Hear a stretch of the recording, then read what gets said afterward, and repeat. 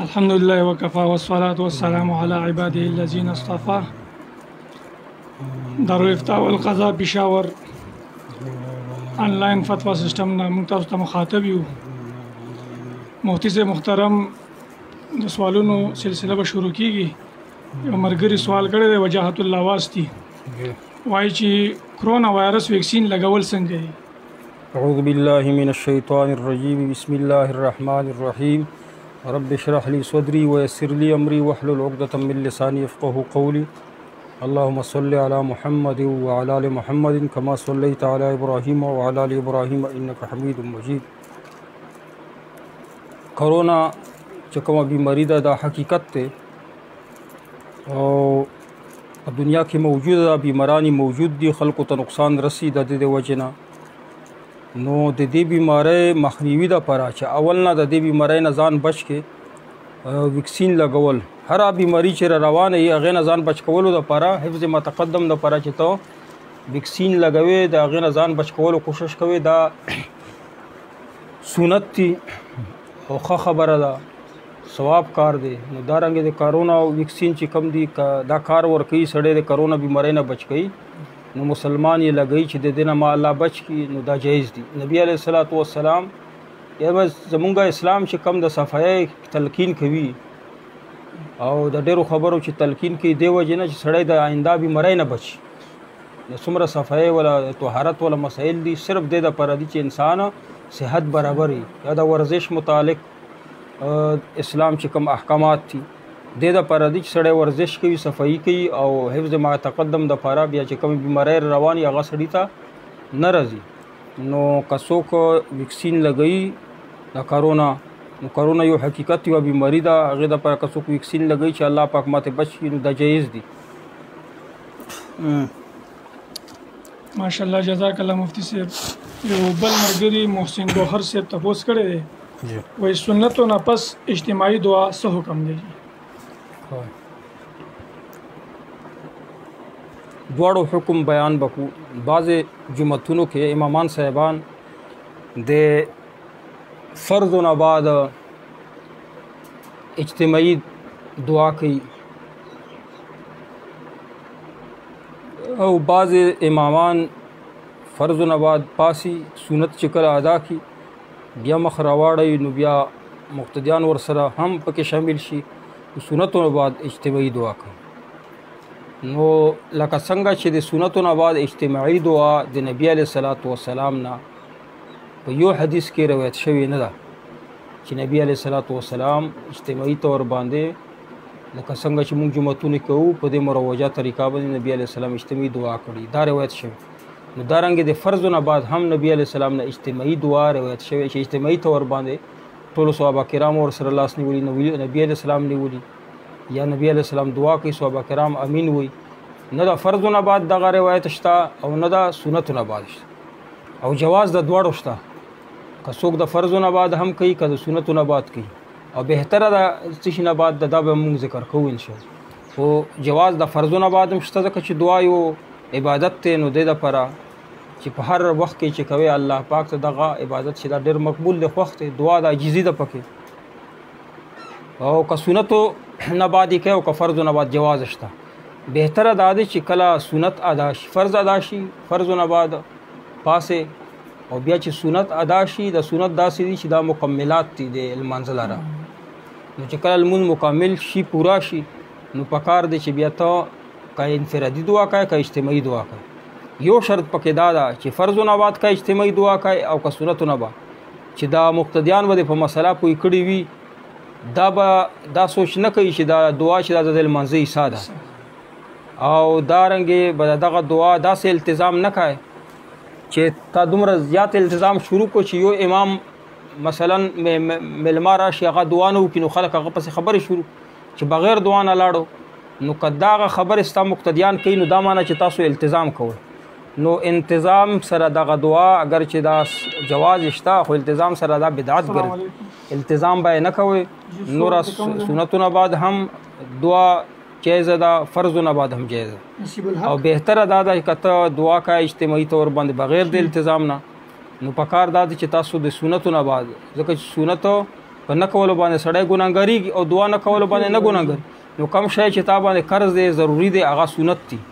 نو سنت او واجبات چې کله ادا شي هغې نه بعد بیا که ته اجتماعي دعا کوې که انفرادي دعا کوې نو تا دپاره بهتره خبره ده.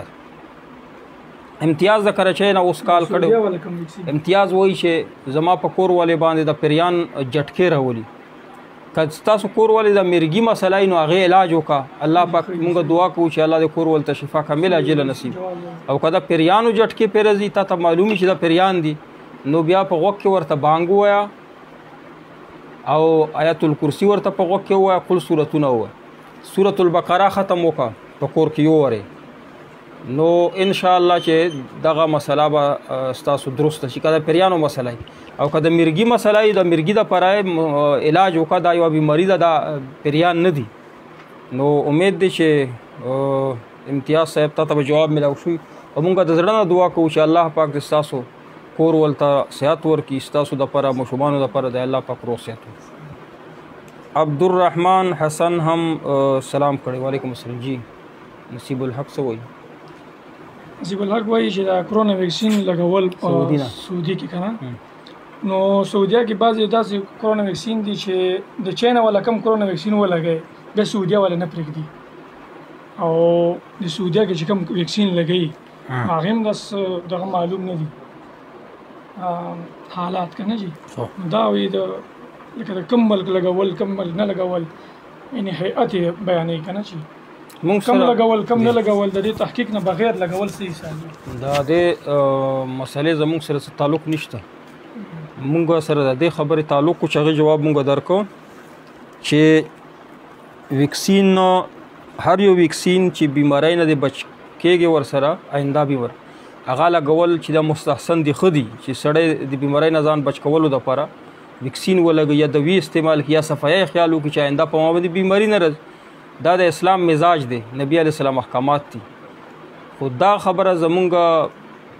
سره څه تعلق نه لري چې د چاینا ولا ویکسین تاسو ولګوئ او که د امریکې ولا لګوئ که د پاکستان ولا دې خبرې زمونږ سره څه تعلق نشته. دې تعلق د میډیکل ډاکټرانو سره دی. ډاکټرانو سره خبره السلام علیکم. فیض محمد صاحب سلام کړی دی. کچھ مشکلات دي فیض محمد صاحب ټول مشکلات ته الله حل کړي. ټولې لارې دی الله تعالی کلاو.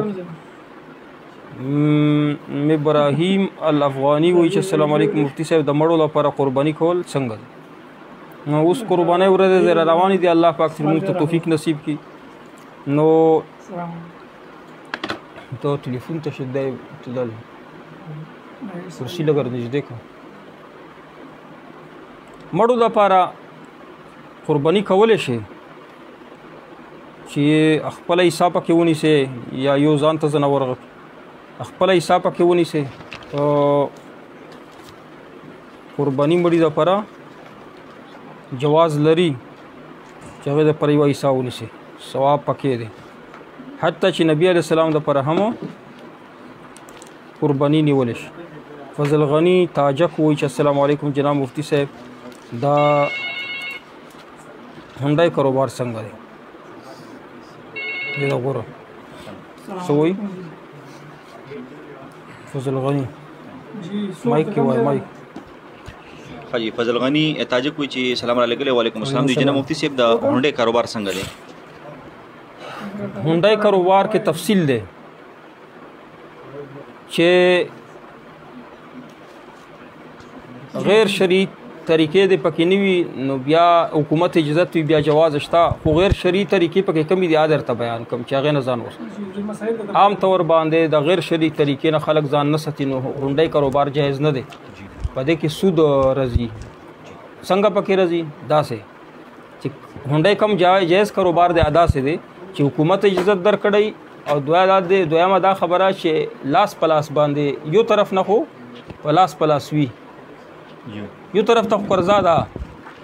لکه پاکستان کې خو به خامخا څومره د پس پیسې ملوي خو چې هلته کم به ملک کې چې هنډای کاروبار کوي یورپ کې کوي یا سعودي کې کوي یا دوبۍ کې کوي نو هلته تا ته درهم یا ډالر چې دا په لاس ملاو شي. صحیح دی که نه؟ چې لاس په لاس باندې درته ملاو شي نو بیا ته کولی شي. او که دا طریقه یې زیات طور باندې چې لاس پکې مطلب نه دی لاس پکې نسیان پکې راځي دوی داسې کوي چې بار ملک یو کس ورته ټلیفون وکړي چې زما طرف نه پیسې ولېږه میاشت پس پیدا کوم نو میاشت په وجه باندې دوی امیات په وجه باندې پیسې زیاتې کټ کوي ونډه خپل هم ګټه کټ کوي چې کم هغه پکې راشي هغې په وجه زیاتې پیسې کټ کوي نو دا بیا سود کې راځي نو لاس په یو لاس باندې به اخلی او په بل لاس باندې به ورکړي جی بل یو ملګری چې نازلي السلام علیکم وعلیکم السلام دی چې مفتی صاحب یو ماشومه پیدا شوې ده یو دوه نمونه راته وایي ماشومې نازلي صاحب الله پاک ته نکمله لویه کړي ماشومه ستاسو پیدا شوې ده خو ستاسو کور کې رحمتونه راغلي د خوشحالۍ خبره یا تاسو په ماشومه باندې زینب نوم کې دی یا په عایشه یا زینب دوه نومونه خو تاسو ته موقف حاجی اسرار وزیر صاحب سلام علیکم وعلیکم السلام ورحمۃ اللہ وبرکاتہ دوی چې جی یو چیلې د چې ماشوم نه دی پیدا شوی دغه نه بغیر پې کوي نو آیا د دې د پې جایز روا دي حاجی زناور داسې وي چې ماشومي پیدا شوی نه او پې ورکوي نو پې کې هیڅ قسم قباحت نشته صفا سوتراوي او نو بیا دا پیس کله شي استعمالول شي دا د زناور کم پې دي دا د لپاره دا ننګواله شرط نه دی چې دا ننګ نه محمد عیسیٰ صاحب لیاقت رحمان صاحب دی موږ سره پروګرام کې شامل دي دعا سلامونه علیکم وعلیکم السلام سید العارفین وی چې ډاکټر عارفین صاحب دی سلام مولوی صاحب زکات پیسې مدرسې ته ورکول شي سید عارفین صاحب زکات پیسې مدرسې ته هغه مدرسې ته ورکول شي چې په هغه کې غریب او نادار طلباء کرام سبقونه وي نو هغه پیسې د زکات ولا د هغو په خوراک باندې استعمالیږي د هغو په کپړو باندې هغو په علاج باندې استعمالیږي د زکات پیسې او محتممین په هغې باندې پوهېږي چې زکات پیسې به څنګه استعمال نو هغه مدرسو لا ورکولی شي کومو مدرسو کې چې رهایش نه وي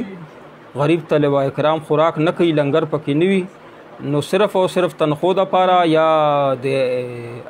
تعمیر دپاره د زکات پیسې په مدرسې کې استعمالولی نه شي نه کېږي د جومات تعمیر پې نه کېږي د مدرسې تعمیر پې نه کېږي تنخې کې نه شي ورکول په دې سره زکات نه ووځي احمد جان وایي چې د جمعې په ورځ باندې که یو سړی جومات ته نه ځي او د جمعې د مونځ دپاره نو آیا د ماسپښین مونځ د جومات د جمعې نه مخکې دی په کور کې د ماسپښین مونځ کولی شي که نه جی پکار دا دی چې جمعې لمونځ وشي هغې نه بعد ته لمونځ وکړې او که نه مخکې هم کېږي ستاسو که ځان ته به لمونځ وکړو کراهت سره لمونځ تاسو ادا کیږي سید شمس الله دلته سوال پاتې شوی احسان د جمعې په ورځ باندې چندا جمعې په ورځ باندې چې کله اذان وشي د خطبې دپاره تقریر نه مخکې اول اذان نه دویم اذان چې کله د خطبې دپاره وشي نو بیا په دې وخت کې نه چندا کولی شي او نه یې ورکولی شي کوم څوک چې ګرځي د اذان نه بعد د خطبې په دوران کې چې کو څوک ګرځي هغه ګنهګار دی او چې څوک جیب نه پیسې راوباسي ورکوي هغه ګنهګار دی ثواب دی نه کېږي خطبې په دوران کې به صرف خطبه اورې او واجبه ده نور هېڅ قسم حرکت په نه کوي اوس که جمعې په ورځ باندې خامخا چندا کوي ضرورت وي نو دویم اذان تر هغې پورې کوامه چې څو پرې دی چندې والا د هغه پراسس ختم کړی نه اول د چندې پراسس وکړه چندا راټوله کړه هغې نه بعد بیا د دویم اذان وکړه او چې یو ځلې اذان وشي یا خطبه شروع شي په دې وخت کې تاسو دا کار مه کوئ د چندا نه په ورکولو کې ثواب شته او نه په اخیستلو کې وایا جی نصیب هغه ذبیح الله سوال کړو په کمنټ کې هم کړو مړو دپاره قرباني څه حکم دی دې جواب مونږ ورکړو چې مړو دپاره قرباني جایز ده ثواب ورپسې رسي حضرت علی کرک نه ټلیفون کړی جی موجوده دور خونسا مشکل چې کوم حقوق دي هغه خو دوی ته نه میلاویږي که نه جی او خلک له ډېر پسپک نظر ګوري په معاشره کې نو دوی بیا د فحاشي کوي اوریاني د غلط کارونه او د ډانسونه مانسونه کوي نو دې عذاب وي عوامو ته به میلاویږي یا مور پلار قرآن کې الله فرمایي چې ولا تزر وازرة وزر اخرى د یو کس بوج به په بل باندې نه غورځېږي اوس زنه اکثر پښتنو له زنانه چې دي پښتنو هغو ته میراث کې حصه نه میلویږي حق نه میرویږي نو دوی به راوبوځي دوی به ډنسونه کوي دوی به نچونه کوي نه دوی دپاره جایز نه دي که دوی ته حق نه میلویږي د خنثی مشکل نه مراد اجړاګان دي اجړاګانو درې قسمونه دي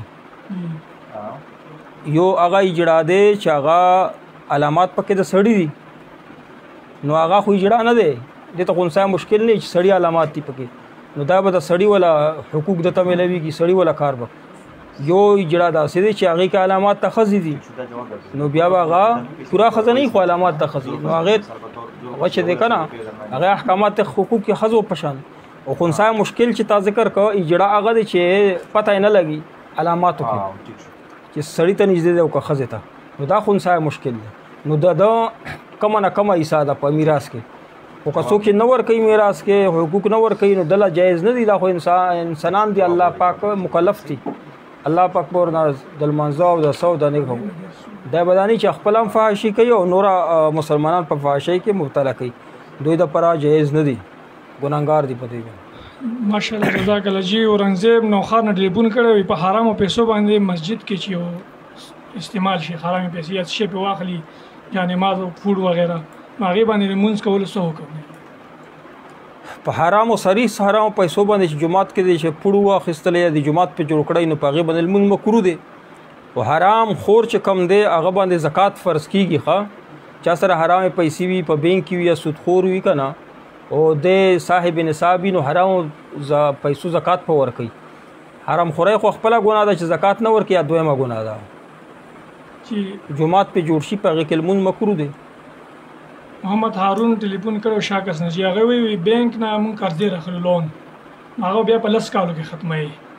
چې کله 10 کالو کې مونږ قرضه مونږ ختمه کړو هغې نه پس په دې قرضې باندې بیا خپل پیسو ټیکس وي، اضافي ټیکس مونږ ورکوو، د دې بیا څه حکم دی؟ سود کې راځي که نه راځي؟ جی جی سود دی چې کوم حکومت اعلان کړی دا صریح 5% سود پې اخلي، نو دې باندې چې ته پیسې اخلي نو سود اخیستله وله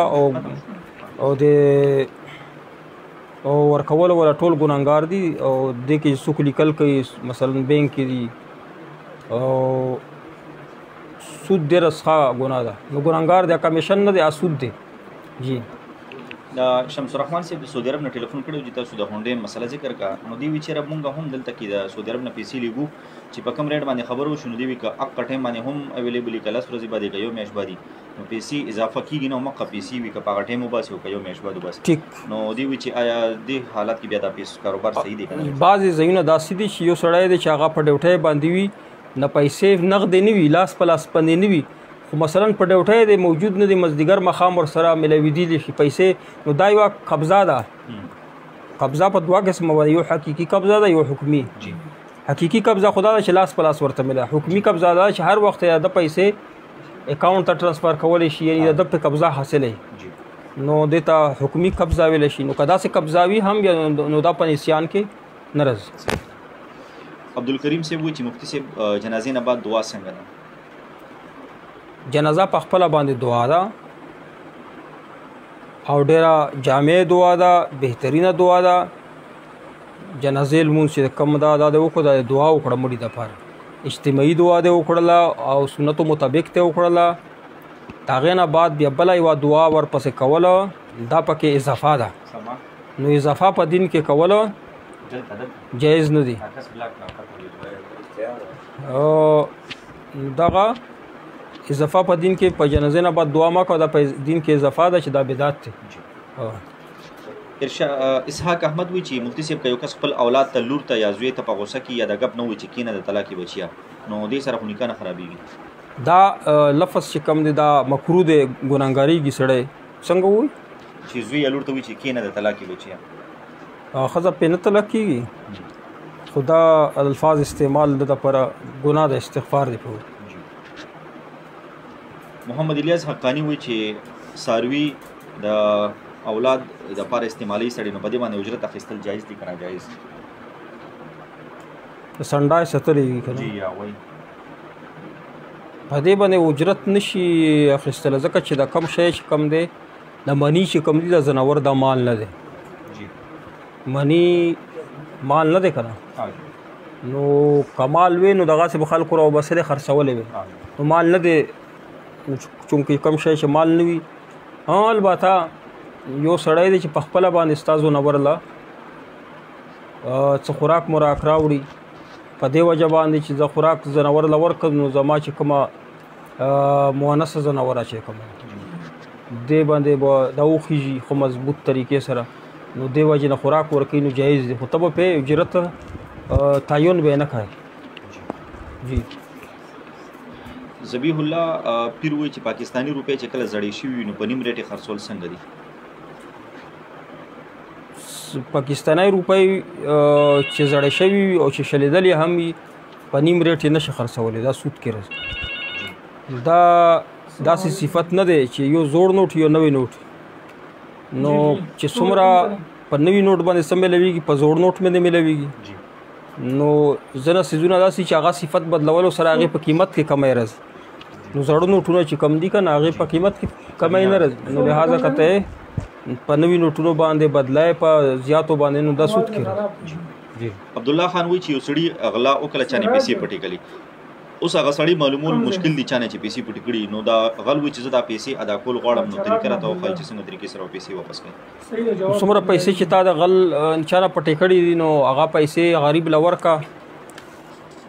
او چا امداد وکړه، نو ثواب چې کم دا هغه په د حقدار پسې ورسو چې چا نه تا پټې کړي، نو قیامت په ورځ به درته ثواب میلاو شي، نو ته به د دې ګناه نه بچ شي. که نه دا پیسې تا صدقه کړي نه وي نو قیامت په ورځ به دغه سړی رانیسي. خلاصي لاره پکې دا ده، مخلص یې دا دی، نه مخلص یې دا دی چې دی د صدقه کړي. رحمت الله طالب وایي یو مصلی باندې تصویر دی د خانه کعبې یا جومات دی، نو دغه باندې ناستې کول څنګه دي؟ چې یو جاینماز باندې یا یو جومات کې یو ځای باندې جومات جوړ شوي یا خانه کعبې تصویر پی نو په هغې باندې ګرځولو کې څه قباحت نشته، ځکه چې خانه کعبې کې خلک اوریجنل چې خانه کعبه تصویر نه خلک پکې ګرځي، ګناه پکې نشته، په چت یې هم ګرځي او جوماتونو کې خلک ګرځي، نو که په تصویر باندې وګرځېدی هېڅ قسم ګناه پکې نشته. که څوک د خانه کعبې تصویر دا خو جنماز باندې د تعظیم دپاره خلک جوړ کړي، که څوک د خانه کعبې یا د شعائر اسلام د اسلام نور کوم شعائر دي، مسجدونه دي، ګیره د مسلمان شعائر د اسلام چې کم دي چې سره سړی پیژندلی شي چې دا مسلمان دی، نو که د هغې توهین دپاره تصویر جوړ کړي په هغې باندې خپې لګوي بیا خو کفر دی. نه تعظیم دپاره چا جوړ کړي په جنماز باندې خپو پې لګوي، د کې هېڅ قسم قباحت نشته. صادق خان موږ سره پروګرام کې شامل دی، 2 سلام یې رالیږلي دي. وعلیکم السلام. بل یو ملګری دی ابو حسین دی وایي چې مفتي صاحب ولې اذان نه مخکې چې تاسو په منبر ناست یې او څه وایي نو دا خطبه نه وي څه؟ تاسو د خطبې خبره وکړه که نه دغې باره کې وایي. اذان نه مخکې یو اذان چې کله وشي هغې نه بعد امام صاحب لګیایي خبرې کوي په پښتو کې، هغه تقریر چې کوي هغه خطبه نه ده، تقریر ده، خلکو ته واعظ نصیحت کوي. خطبې دپاره دویم اذان چې کله وشي بیا په عربی کې چې کوم امام څه وایي دغه خطبه ده. د دویم اذان چې کله وشي نو خطبې دپاره نو د ټیم کې به غه نه کوي، دا خبرې نه کوي. سلیم خاکی صاحب تاسو دا پوښتنه کړې ده خو دا فقهي پروګرام دی، نو تاسو لږ بره پروګرام ټایټل ته وګورئ، نو دا د منطقو دوره نه ده، نو دا بیا تاسو ورولیږي جواب به انشاءالله دې تاسو ته ملو شي. ذبیح الله پیر وایي چې مفتی صاحب نن سبا چې افغانستان کې جنگ دی دغو ته جهاد ویل څنګه دي؟ اوس په امریکا لاړه که نه؟ جی تاسو وفرمیله چې اهم سوال دی وکړو چې افغانستان نه امریکا لاړه، اوس په افغانستان کې جهاد کولی شي که نه؟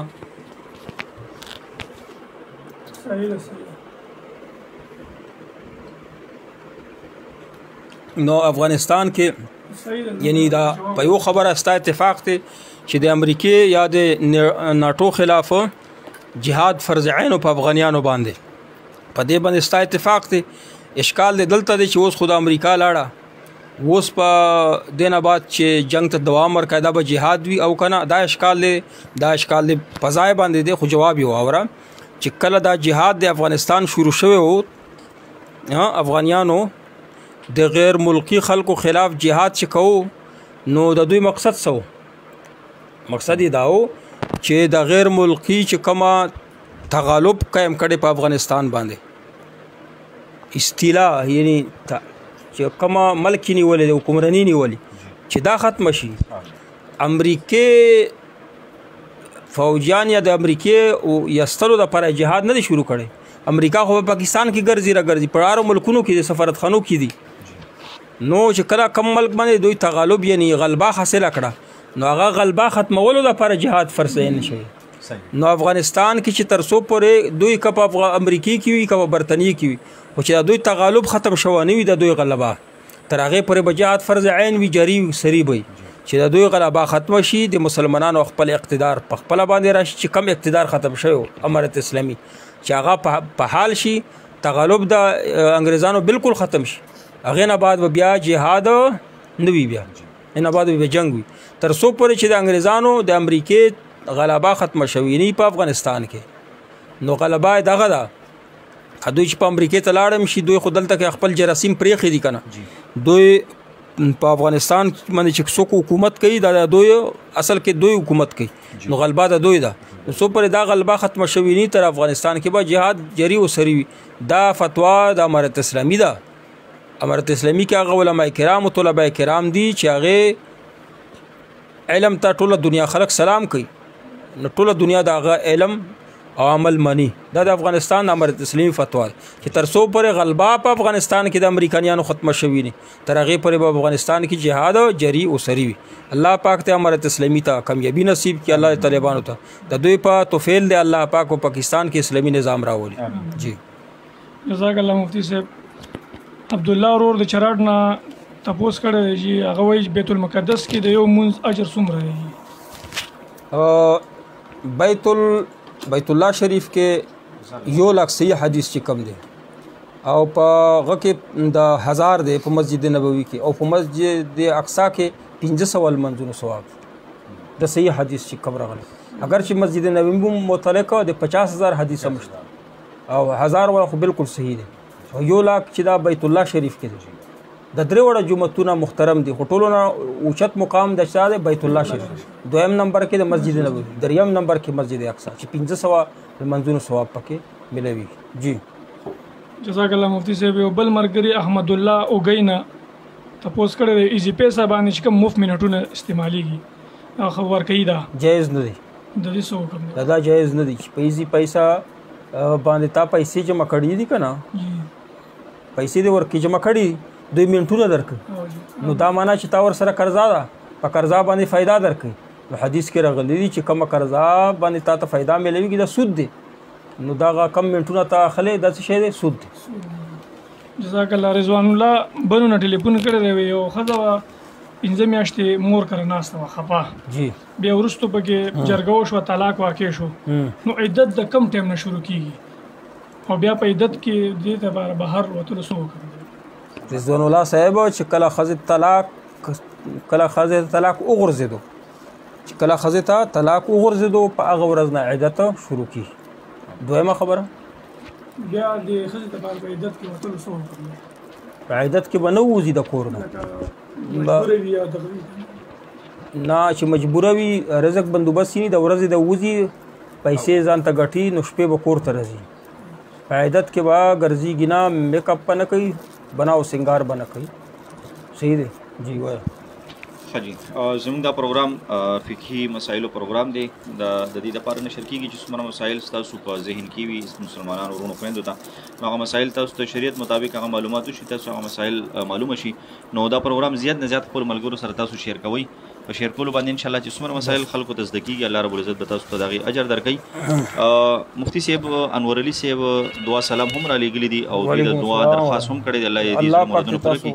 بار ملکونو کې خپل وطن ته سنم غنم راولي الله تاسو مسلې حل کړي تاسو نه زمونږ دا خواست چې دا پروګرام وا کې مونږ پس 2-3 مسلو جوابونه ورکو چې دا تاسو په ګروپونو کې زیات نه زیات شیر کوئ ثواب به کېږي تاسو لپاره صدقه جاریه هم ده او تاسو موږ سره دا غټ تعاون دی چې دا مسایل شیر کېږي نو ټوله دنیا کې خلک غلطه نظریات خوري هغې نه بچ کولو لپاره دا پروګرام موږ شروع کړی تاسو به تعاون موږ سره داسې وي چې زیات نه زیات شیر کړي بل ملګری دی سهیل احمد دوی چې بی فار یو ګلوبل کې انویسټمنټ کول څنګه دی بی فار یو هم جایز نه دی او بل کم چې اوس نوی غره غلی دی بی فار یو ګلوبل نه هغه هم جایز نه یو بل ورځ چې تا یو فتوا رالیږلې وه اسکایو او جی آی سی ټي دا نوي څومره طریقې بی فار یو په طریقې باندې دا انویسټمنټ دی پکې دا ریفرل باندې هم پیسې ورکوي سی وای ټي د ټولې کمپنۍ چې کم دي چې دا کمې په دا انلاین کمپنۍ دي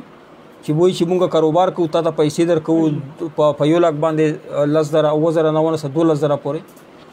په ټول عالمي مارکیټ کې یوه اداره یو کاروبار هم دومره ګټه نشي کولی لکه څومره دا کمپنۍ تعالی ګټه درکوي عقل نه کار والی دې کاروبار نشته دا زیات خلکو نه پیسې اخلي زیات ځان سره ږدي او کمی چې کمی په خلکو تقسیموي لاک روپۍ دنه والی لاک دنه والی دنه وایي نو په هغه لاک روپۍ کې د 10,000 روپۍ ګټه ورکړي د 10,000 سره ورکړي نه پیسې تقسیموي زیات ځان له کېدي نو دا طریقه یې دی کې سود دی دا پیسې یو بل نه راخلي اخر کې چې کله تختي هغې کسانو ته سخت نقصان ورسي ځکه چې هغه خو چې کله خلکو عادت شي یو ځلې پیسې ورته ډبل شي نو نوره پکې جمع کړي نو دی بیا وتښتي ډېرې فسلش وغیره د پرپال وغیره دا وتښتي نو دې کپنو کې پیسې ما جمع کوئ خپل آخرت هم خرابېږي دنیا هم خرابېږي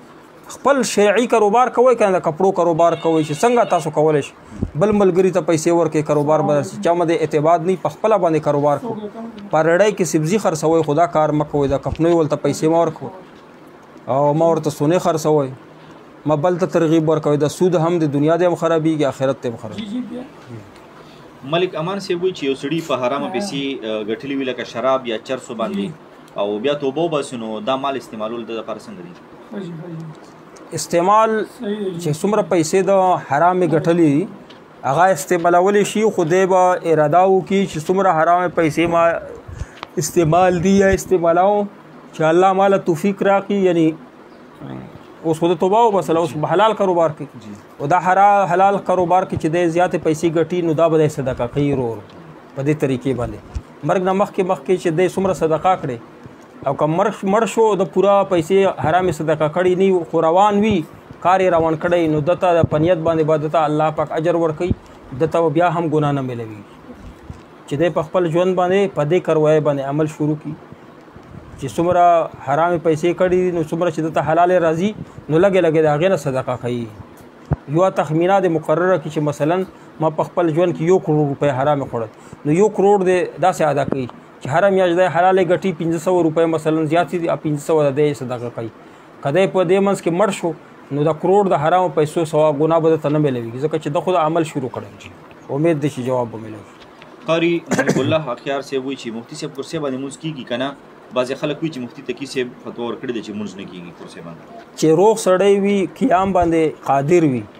د هغه خو په کرسۍ نه چې په ناسته به سره لمونځ نه کړي قیام فرض دی او چې بیمار دی هغه قیام کولی نشي نو هغه که په ځمکه کښېني لمونځ کېږي او که په کرسۍ کښېني لمونځ کېږي خو بهتر دا دی چې په ځمکه دې کښېني نوره سجده او رکوع د پرده اشاره کوي او چې په قیام باندې قادر وي هغه خو په ناست سره لمونځ نه کېږي په کرسۍ کې جی رزیق خان وایي چې مفتی صاحب جادو یا سحر چا په چا باندې کړي وي نو د هغه دپاره د اسلام د نظر څه حکم دی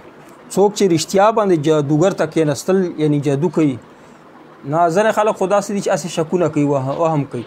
اوس هره ښځه وایي چې په ما جادو شوی دی که نه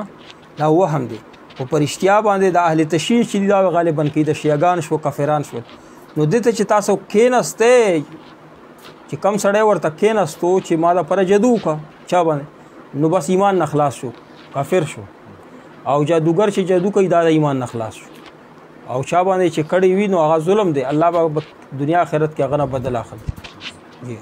نظام خان وایي چې السلام علیکم وعلیکم السلام دوی وایي زما ایزي پیس اکاونټ ته پیسې راغلي دي او کس نه دی معلوم او وخت ډېر وشو نو ماله څه کول پکار دي نو هغه تاسو پیسې غریب له ورکړئ صدقه یې کوئ ثواب هغه پسې ولګوئ چې چا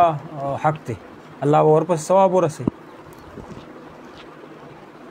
ښه جي احمد جان وایي که یو سړي د غیر مسلم نه پیسې پټې کړي وي او بیا هغه سړي نه میلاویږي نو دا پیسې که صدقه کړي نو د غیر مسلم ته په ثواب نشي بخلی نو غیر مسلم ته به د حق څنګه واپس کېږي یو وختي مسله تاسو وکړه که نه غیر مسلم نه دی چې پیسې پټې کړي داسې وایي غیر مسلم ته خو ثواب نه رسي خو ته چې غریب ته خیر ورسوي هغو پیسو باندې الله به دې معاف کړي ځکه ته یو انسان سره ظلم کړی نو ته دا پیسې صدقه کې نو دا خیر خو به تعالی ورسي ثواب خو به تعالی ورسي په دې وجې نه چې تا غریب له خیر ورسو ثواب تا نه میلویږي ځکه چې تا خو پیسې پټې کړې نه کافر نه میلوي البته د خیر خواهۍ په وجه باندې الله به دې معاف کړي چې تا غریب له خیر ورسو او توبه دې وباسه توحید الله هم سره شامل دي سلام علیه گله دی وعلیکم السلام محمد الیاس حقانی وایي چې د او کافر لکه زنا صدقو د نیکو کارونو ثواب میلویږي په دنیا کې چې کوم د الله رزق فراخ ورکوي دا دوی د نیکو اعمالو په وجه ورکوي آخرت کې دوی حصه نشته محمد الیاس حقانی سے وی چې د چانه د غلا شي اخیستل څنګه دی ویزه په دې خبر هم یم چې دا شی غلا کړی دی نو جایز نه دی تا ته چې پته وي چې دا حرام دی چانه پټ کړی د سړی غلا کړی موبایل یې را پټ کړی د پډریان چې څه پټي د دکانداران به ته اخلي دکانداران دی په دې باندې ځان پوي کی چې دا غلې شی د ته پته ولګي چې دا سړی را پټ کړی د پډری دی نو هغه نه چې دا شی اخلي تا د پر جایز نه دی حرام دی جی رحمت الله تعالی وی چې پیسې چې بالماضي شنو صفائی صورت به سرګي نوٹ یا کاغذ والا پیسې چې بالماضي شي د هغه صفائی صورت دا دی چې هغه کته په پټرولو باندې صفا کولای شي په اوبو به وینځي که په اوبو باندې وینځلو سره خرابي نو پټرولو سره یا نور څه داسې کیمیکل وي چې هغې سره د دې نه د هغه لاړ شي غلازته نو پکای به سپر د پاک کړي نه پاکي وي نو لمونځ دې نه به کېږي جی ابو حسین وی مفتی صاحب محترم تاسو ویل چې اذان نه مخکې دا خطبه نه ده نو بیا خدا بدعت شو ځکه چې نه دا کار صحابه کړی دی او نه محمد صلی الله علیه وسلم کړی دی اذان ما خو پورا خبره دیوانه ورده د جمعې په ورځ باندې یو اذان وشي کم اول اذان چې وشي کنه جی نو دا اذان چې دا د جمعې المنځ د لپاره دی قران کې الله فرمایي یا ایها الذین آمنوا اذا نودي للصلاة من یوم الجمعة فاسعوا الى ذکر الله نو دی اذان باندې بتا سعی شروع کې یعنی کوشش په شروع کې د المنځه د لپاره دکان و بند کې کور کې نو کور نه خوب نه برا پاسه غسل بو کې او دس بو کې د سعی چې کم دا کوشش د لپاره د اول اذان دی نو ال تک امام شروع خلکو ته اسې غلې نه کینی خاموش نه کینی خلکو ته څه کوي ترغیب ورکړي صحیح دی نو د دویم اذان چې بیا دا اذان چې کم دی دام ثابت دی دا اذان د الله او رسول صحابه کرامو ثابت خلفای راشدین چې کم حکم کوي دا گویا کې نبی علی السلام حکم نبی علی السلام حکم گویا کې الله حکم دی ښا دا ټول خپل کې لازم ملزوم دي نو دویم اذان چې کله امام وکي دا د خطبه د ته خطبه ویل شي دا اول ته تقریر ویل شي دا دویم اذان چې وشي دا خطبه د پر اذان صحیح دی نو دا دویم اذان چې خطبه د پر وشي په دې ټیم کې بیا ته خطبه تا باندې اوریدل واجب دي نو چندې کول تا باندې جایز نه دي او نور حرکات کول باندې منځغو د حکم لري خو چې په کوم هیئت باندې ناس په هیئت باندې وکینه مخصوص هیئت پکې نشته څوک په تیات کینی څنګه کینه خو حرکت پنه کوي جی اوس په سر په خلاص شوی که سر دنی په خلاص شوی نو وضاحت سره سوال وکړه چې جواب درکستا سوال مقصد څه دی تاسو غیر مقلد دی نو غیر مقلد دی نو چې تاسو صحابه کرام په عمل باندې اعتراض کوي چې چرته صحابه کرامو کم کار کړی نو ته خلفای راشدینو سوال لږه چې کم خطبه دا خطبه نه پهله کم تاسو پښتو کې اردو کې تقریر کوي دا خو بدعت شو صحابه کرام دور کې نه صحابه دته بدعت نشي ویل صحابه کرامو دور کې وو صحابه کرامو په جمعات کې واعظ نصیحت کو نبی علی السلام کړي بالکل دا خبره نو واعظ نصیحت چې دا بدعت نه ګرځي چې کم شي ثبوت وي په اسلام کې بنیادی وی ثبوت وي ایته بدعت نشي ویل بدعت دا چې ثبوت نه وي نو ته په اسلام کې دننه کې التزام یې کوي ثواب ورته وای دي ته ویل شي بدعت چې دی هغه څو اقسام دي زنه مستحب عام امور دي نوافل دي مستحب دي هغه هم بدعت ګرځي په التزام سره زنه امور داسې چې په اسلام کې نه نوي داخل کې عام بدعت دي نو دا ډېر وسیع ایوا دایره لري دي بدعت خو نو په دې باندې سړی هم پويږي نه د باز خلک شیدا په پنځپیر کې 40 دن شو کې دا دوره تفسیرو کې نو بیا دا مسائل چړي دا ډېر وسیع علم د بدعت ولا په دې باندې لوی لوی عالمان پنه پیږي چې دا خبره بدعت کې راځي دوی دوره تفسیرو کې نو بیا هر خبره باندې د بدعت حکم لګي او په هر یو حکم اسلامي غبانې بدعت کفر فتوا لګي او د قتل او قتال فتوی ورکړي د مسلمانانو خپل کې سره جنگي نو د ځان ساتي د بدعت چې دی د خپل تعریف ته یو ډېر وسیع دایره لري بدعت ښا نو دې باندې لوی لوی عالمان پويږي هر خبره ته بدعت نشوي چې امید ده چې ابو حسین ته په شوی مسله باندې او که غیر مقلدي صحابه کرام په عمل باندې اعتراض وي نو ته بیا روافض شیعه ځکه چې طلاق چې صحابه کرامو اجماع په کړی تا هغه مخالفت صحابه کرامو سره دین لګي او چې کمزه کې صحابه کرامو په اذان باندې اجماع کړی تا ور سره نه لګي مخالفت کوي کوم ځای کې ټولو صحابه کرامو په تراو باندې اجماع کړې تا غلطه مخالفت کوي دا خو ته د صحابه کرامو مخالف یې دا معنی چې ته روافض یې په پټ باندې ته کار د روافضو کوي نو دا درې طلاقونو ته یو طلاق ویل دا روافض وایي او ته وایي تا عمر رضی الله خلفای راشدینو سره دښمني ده دا غو دښمني ده بیا خو په ښکارا باندې میدان ته راوځه که نه چې صحابه کرامو سره په ښکارا باندې دښمني شروع کړه روافضو پر چې سپه صحابه اهل سنت والجماعت والا ملګری دي چې بیا دنیا خو کی کنه بخکرا باندې بیا وایا ها ځا وایا طارق اقبال وی چې السلام علیکم ورحمۃ اللہ وبرکاتہ آپ سب علماء کو تہ دل سے بہت سارا پیار صرف اللہ کی رضا کے لیے اللہ پاک دې تاسو ته قدر وکړي الله تاسو عزت تحفظ عقاید اهل سنت والجماعت وی چې السلام علیکم مفتی صاحب ذکر بالجهر چې ورته حلقې جوړې کړي نو د دې څه حکم دی ذکر بالجهر چې داسې التزام سره بزر زینو کې ذکر جایز دی بالجهر هم جایز دی دا خو جواز خوشته اوس زنه سړی وای چې ذکر بالجهر جایز نه دی او په خپل حلقو کې کوي د پنځپیریان روڼه چې کله ملا بیان کوي مولا نو دوی لاندې نه ورته څه وایي سبحان الله دا سبحان الله څه شی دی دوی اجتماعي وایي که نه بالجهر یې وایي اجتماعي وایي نو دې ته جواز دا جایز دی که نه نو ذکر هم جایز دی بالجهر هم جایز دی خو ځنه ځایونو کې د حلقې چې جوړې شوي وي نو دا هم جایز دی خو ذکر بالجهر اجتماعي په یو طریقې باندې ناجایز دی چې یو کس ورته پیر صاحب ورته شروع وي چې سبحان الله یا ټول پسې وي سبحان الله دا نه چې کټول په یو ځای باندې که نه سبحان الله سبحان الله سبحان ټول وایي صحیح دی ایو وایي او بل یې ورپسې وایي دا عبدالله بن مسعود رضی الله جماعت نه شړلی داسې کس دا جایز دی او دویمه دا خبره چې د ځنه خلک ورته ګډېږي ذکر په نوم باندې ذکر کوي ګډېږي او ځنه د الله نه ډول جوړ کړی دی الله په داسې طرز وایي لکه ډول چې وایي نعت چې وایي دوی ورسره د الله په داسې طرز وایي نو دا غلطې طریقې دي دا د روټۍ ازمولو والا طریقې دي چې ځنه ورته دا حق ووایي او ځنه ورته ګډېږي دا ذکر بالجهر جایز نه دی اسلام چې دا اعتدال والا مذهب دی نو کومه طریقې سره چې علماء دیوبند ذکر بالجهر کوي نو هغه طریقې سره جایز ځکه چې علماء دیوبند د اعتدال والا مسلک دی جی حاجی بل یو ملګری دی یاسین احمد دی وی چې السلام علیکم مفتی صاحب چې سړی یو ځای کې مېلمه وي او هلته سفرانه مونځ ته مخکې شو او پوره یې وکړي نو مونځ یې وشو او که نه نه چې کوم ځای کې د سفر حکم دی دا د قرآن حکم دی یا ایها الذین واذا ضربتم فی الارض فلیس علیکم جناح ان تقصروا من الصلاة ان خفتم ان یفتنکم الذین کفروا نو دا حکم د قیامت پورې دی په سفر کې به ته دعا کوې د مسوتن او د مسبخین سار المنځ خو نه کسر پکې نشته مخام کې نشته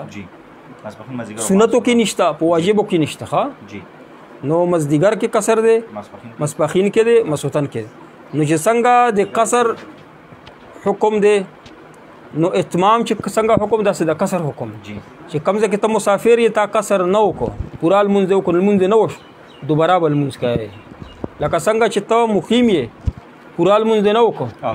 لمونځ نه کېږي داسې چې سفر کې نو سفر سره د لمونځ نه وکړو لمونځ نه کوې امامت ته وکړو خلکو لمونځ خراب کړو نو هغو ته به اعلان کوې سر نه به لمونځ کوې اعاده به جی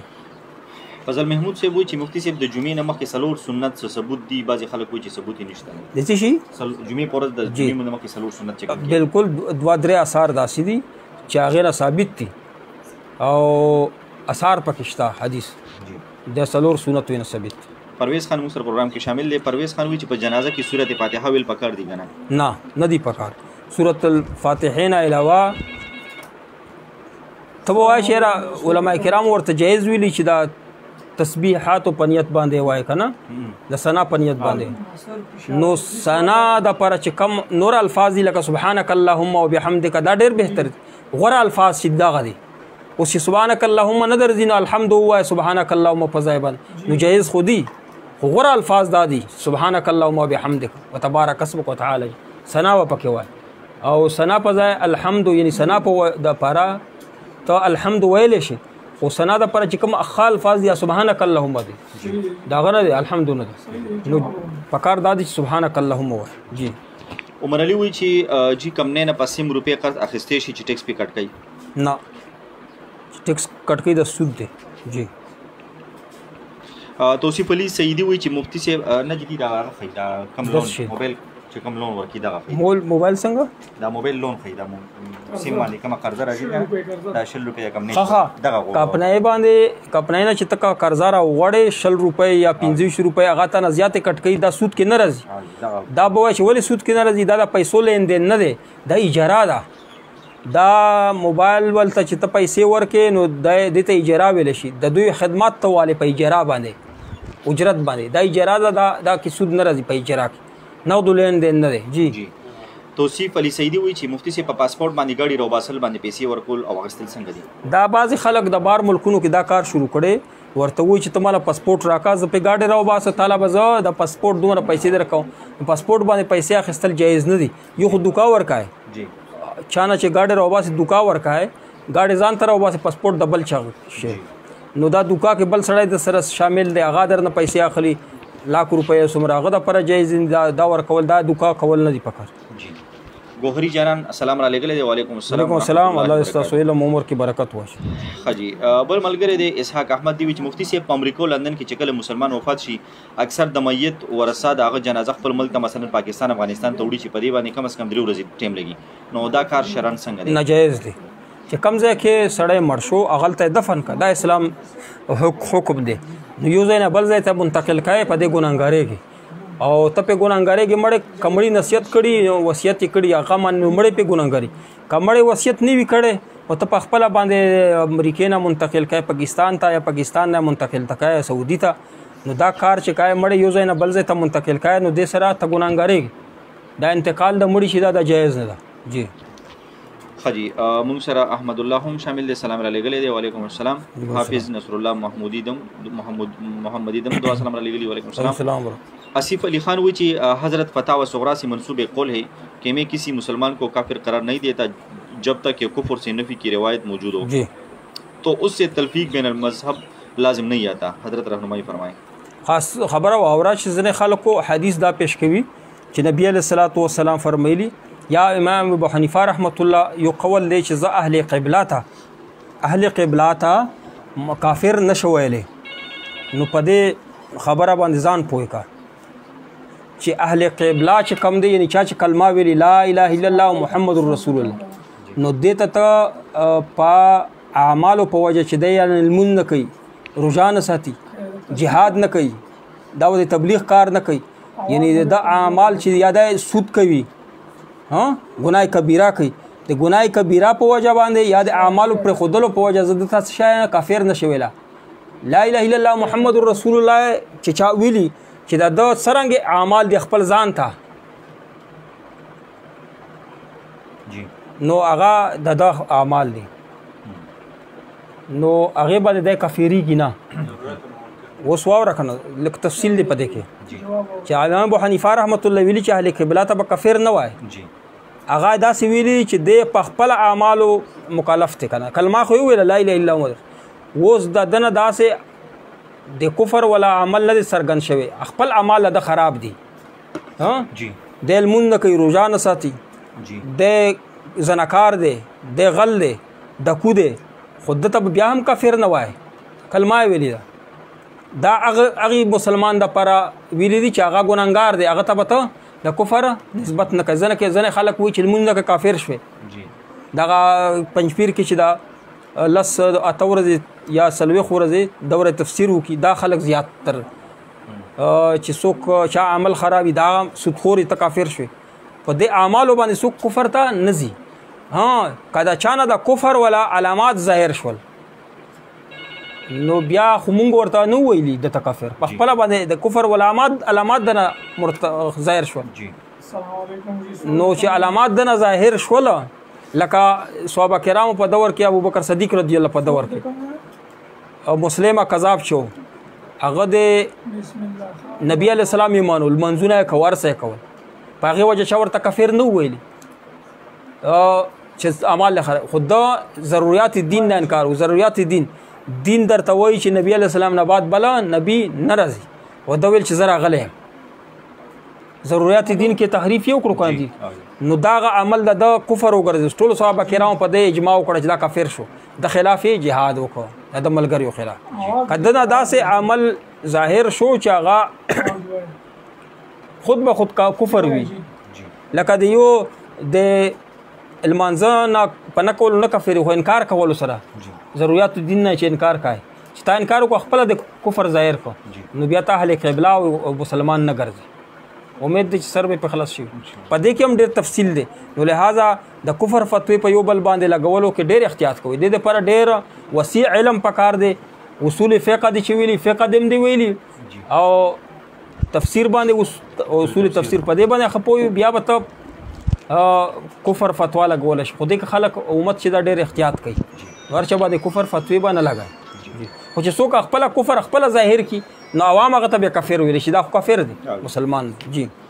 امید دی چې آصف علي خان تاسو مفتی صاحب ډېر تفصیلي جواب وکړو ان شاء الله تاسو او ټول عوام په دې مسله باندې پیښ وي حافظ نصر الله محمدي وایي چې د اختر په درېمه ورځ باندې روزه څنګه د فرض قضا وي او کنه په روزه څوک نیسي د غټ اختر کې جی غټ اختر یا وړوکی اختر دی چې د وړوکی اختر کې په دویمه ورځ باندې هم نیول شي جی غټ اختر کې چې کومه د قربانۍ ورځ دي په دې کې روزه نشي نیولای جی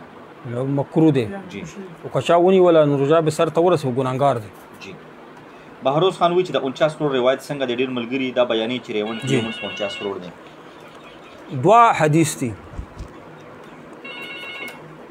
نو دوا حدیث دي چې د کې فضیلت ذکر شوی دی نو دوا حدیث چې جمع کې دوړه ضعیف دي ها نو هغه 49 کروڑ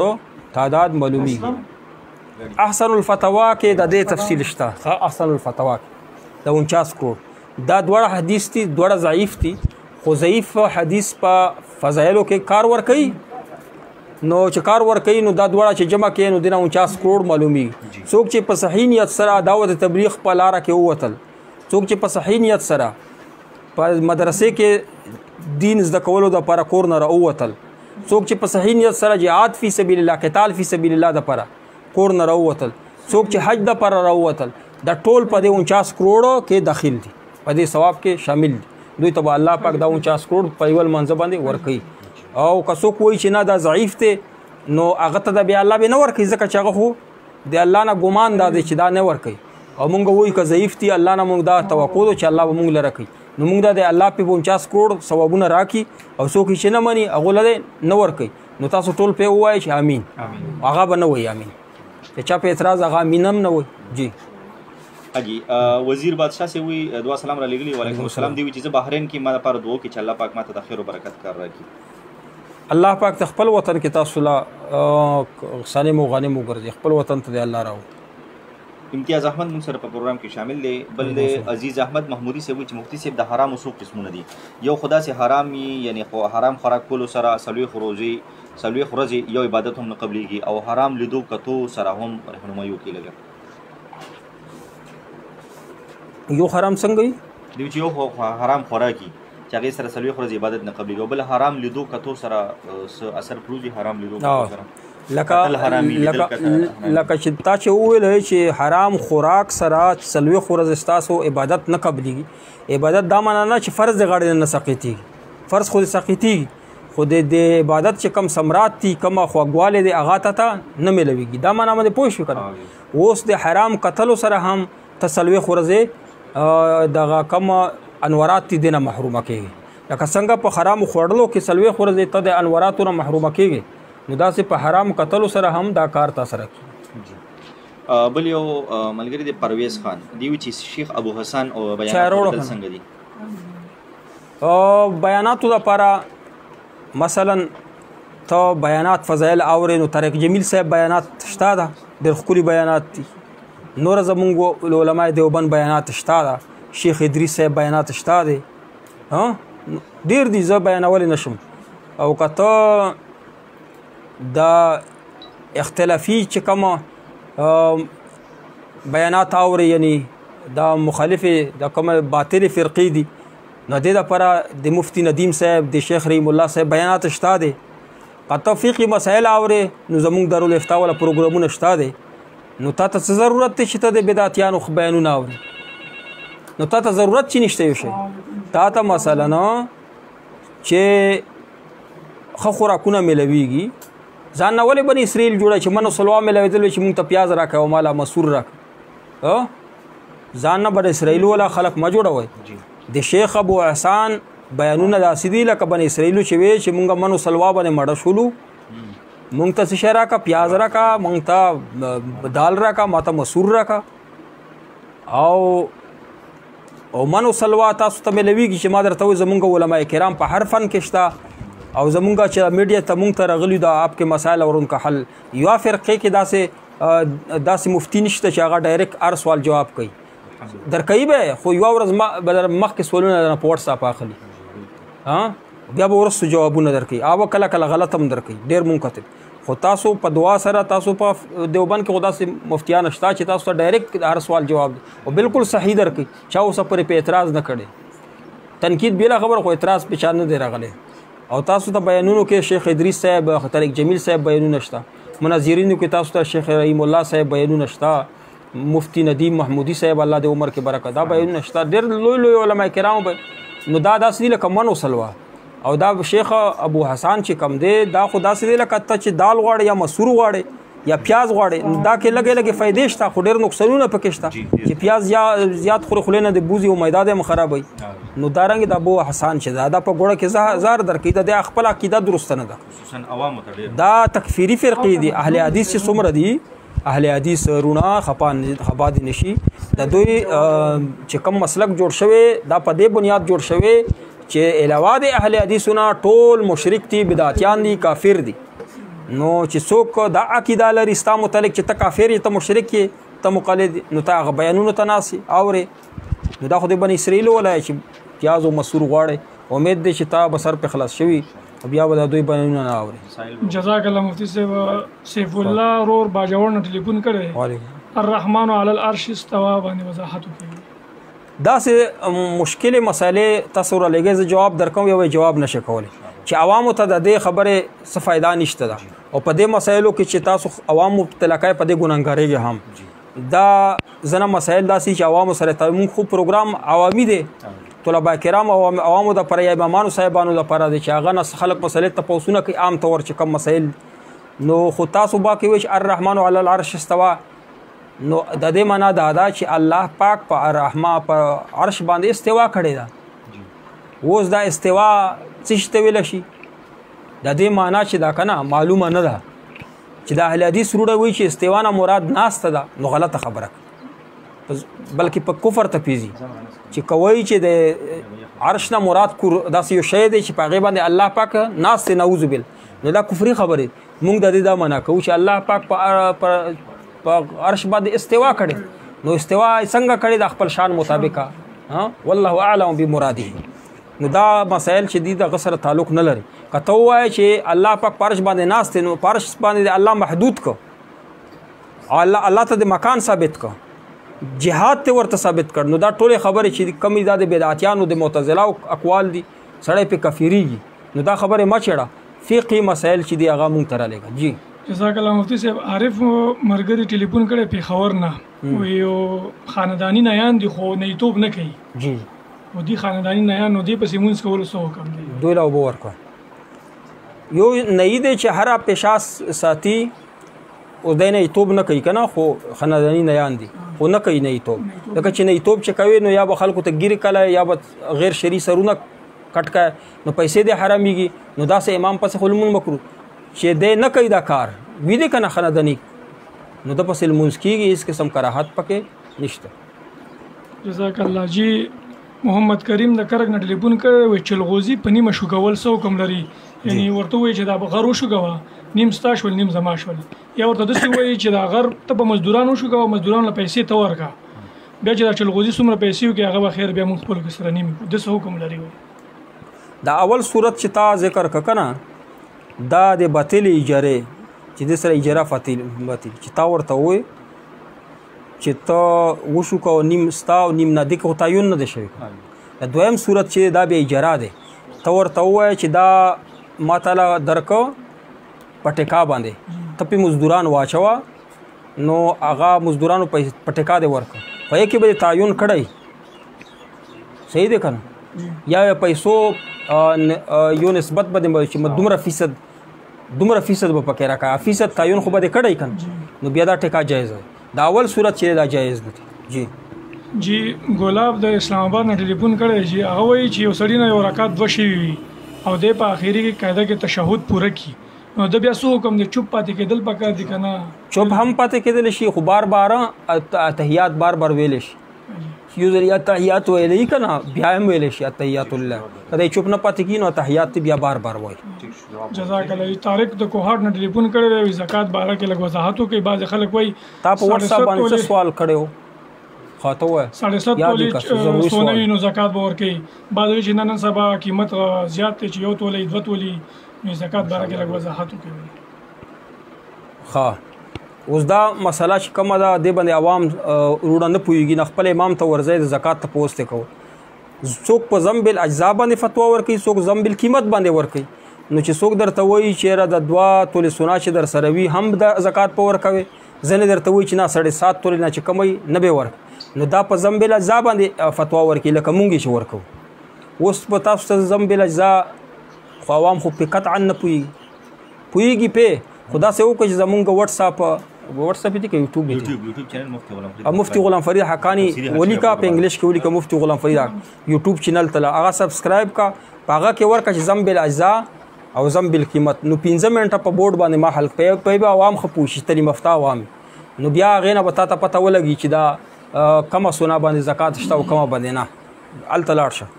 جزاک الله جی ناصر پېښور نه ټلیفون کړی دی وی وجد څه شی دی او د وجد څه اقسام دي څه حکم لري دا ډېر ښکلی سوال کړی دی بعضې خلک په جماعت کې ډنسونه کوي تاسو به لیدلي چې ذکر کېږي نو دوی ورسره روټۍ ازمولو دپاره دې نه مخکې به زه درته مختصر غونې واقعه ذکر کړه چې زه دا ځان نه وایم چې دا خلک ډنسونه کوي دا روټۍ ازموي دا ما په عملي طور لیدلي دي او ما ته یې منلي دي زه به درته واقعیات ذکر کړم هغې نه بعد د وجد ولا تعریف درته کړو چې وجد قرآن پاک کې تعریف شوی دی چې وجد څه شي ته ویلی ګډا ته یا ډنسونو ته یا رقص ته وجد نه شي ویلی لږ غوندې چای ښه راکړه او بس کې پړاشینار کې خلیفہ عبدالاحد صاحب او عبدالواحد یا عبدالاحد صاحب خلیفہ صاحب به ورته وي پړاشینار کې دا هغه وخت کې و چې په بړۍ کې پیر سیف الرحمن و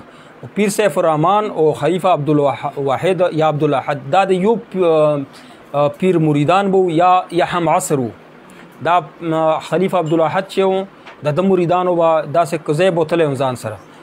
یو ځای کې نو چې کله دوی ماښام روټۍ وخوړله ښه مزداره روټۍ ما باندې وخوړله خپله یې وخوړله نو بیا نه بعد یې کله کوای پسې وسکله هغې نه بعد پیر صاحب چې کوم دی په فرسۍ کې څه اشعار شروع کړ په پښتو کې به یې ویلې په فرسۍ کې نو بیا دا کسان راپاسېدي روټۍ نه بعد چې خام مصروفیات د خوراک ولا ختم شو نو په دې باندې دوی دا ټوپونه شروع کړه د کوم طریقه چې کوي تاسو وینئ زمونږ د سیفیانو مبارکانې چې کوي نو دا طریقه یې روانه کړه نو په دې کې یو کس ناسو چې په هغه باندې وال شروع کړه هغه یې واله او زه یې نه والم چې کله دا ما خبره ختمه شوه نو ما ورته وویل چې دا تاسو څه کول چې دا کس تاسو والو زه ویل چې خو زه یې نه وواله چې ته خو مېلمه یې مونږ ته نه وهو ما ته بیا دا ولې وهو وایي چې دا غو دا پنجپیری و دا زمونږ خلاف خبرې کوي ما چې بیا تاسو په ځان پوهېدی چې بلکل پوهېدو بلکل په ځان پوهېدو نو مطلب خلک خو وایي که دا په ځان نه پوهېږي دوی مونږ په ځان پوهېدو ما چې ښه بیا چې کم د دوی د یو لال رحمان نوم یې شب قدر کې و شب قدر کې و که په چرسده کې لال رحمان د هغه خلیفه و مولانا محسن صاحب چې ترلی مشر سړی و هغه به د خپل زړه به ورځو خپله به ټوپو هغه ته ما دا څه شا کوئ هغه ویلی چې که دا نه کوې که نه د ټوپونه نه وای نو پیر صاحب وایي چې دې باندې اثر نه دی شوی بیا تا ته خلافت نه درکوي چې ته دا ټوپونه کوې نو ته بهترین صیفي ګرځې بهترین مرید به ګورې که ته دا نه کوې نو بیا تا په مجمع کې څوک نه قبولوي دا به خامخا ما دا تاسو قصدان کوي چې بالکل یې قصدان کوو دا خلیفه و د لال رحمان خلیفه و او وجد څه ته ویلی شي وجد دې ته ویلی شي څوک تلاوت وکړي یا خوږه خبره وکړي قرآن پاک کې فرمایي واذا ذکر الله وجلت قلوبهم واذا تلیت علیهم آیات زادتهم ایمانا دا قرآن پاک کې تعریف کړي چې څوک د الله نوم والي یا ذکر او اذکار وکړي نو تا په د ویښته دې چې ودرېږي که نه دې ته ویلی شي دا ځان د ته چې لیونی شوې که نه یو خو لیونی کېږي نه قصدن دا وجد نه دی او که په رښتیا باندې لیونی شي بیا دا لیونتوب دی اشرف علي تنوي صاحب په خپل ملفوظاتو کې دا شته چې د هغه یو مرید و هغه داسې ټوپونه شروع کړ ذکر په وخت نو تنوي صاحب ورته چې ته به ذکر بند کې تا دماغ باندې اثر وشو او روزانه به و بادام خوري دینه به زیات نه خوري دا ګرم دي و بادام به خوري چې کله ته د لیونتوب ختم شي نو بیا به ته ذکر کوي ذکر یې په بند کړ دا تنوي صاحب ملفوظاتو کې شته نو دا غډا مډا اوس په وای چې د خلک ولې کوي د پیران نو چې دا کوي نو خلک در پسې دي چې څومره ته نخرا کوي خطو باسا پردوګو باسا کنه ځان نه پیر جوړ کا خلک په د ذکر خولای چې څومره نخري ته شروع کې کنه نو تا پسې به دا شیطان خلک لګولي شیطان در پسې لګي چې داغه دی پیر نو دا وجد مجد نه دی دا رقص د غډا مډا وجد چې دی هغه د زړه خوشحالي ته ویل شي په خپل اختیار کې وي صحیح دی کنه اوس په ته جواب ملو شو جزاک الله جی شاجی ټلیفون کړی اٹکنه سلام دعا را لګلې جی تاسو ته وعلیکم السلام وی د چا چې څوک وفات شوي وي که نه جي او وخت شوی بیا ستاسو د ارمانې چې دا په خوب کې ووینم دې لپاره څه وظیفه څه عمل کول والده وي یا ورور وي یا والدین څوک علما کرامو دې لپاره څه اعمال ذکر کړي دي خدا خو مقصودی خبره نه ده خو زه پس شم هغه مې نرغوشته نو دې دا څه مطلوب او مقصود نه دي چې ته مړی ووینې په خوب کې کېدای شي شیطان دې مړي په صورت کې درته راشي خراب صورت کې نو دا خبره نه ده خو بیا علما کرامو ذکر کړي چې مزدیګر لمونځ نمخ کې مزدیګر لمونځ نمخ کې 2 رکعته نفل کوي په یو کې الحاکم التکاثر وای په یو رکعت کې په بل کې والعصر وای نو چې سور زدا عملو کې نو خوب کې بدرتا مړی راشي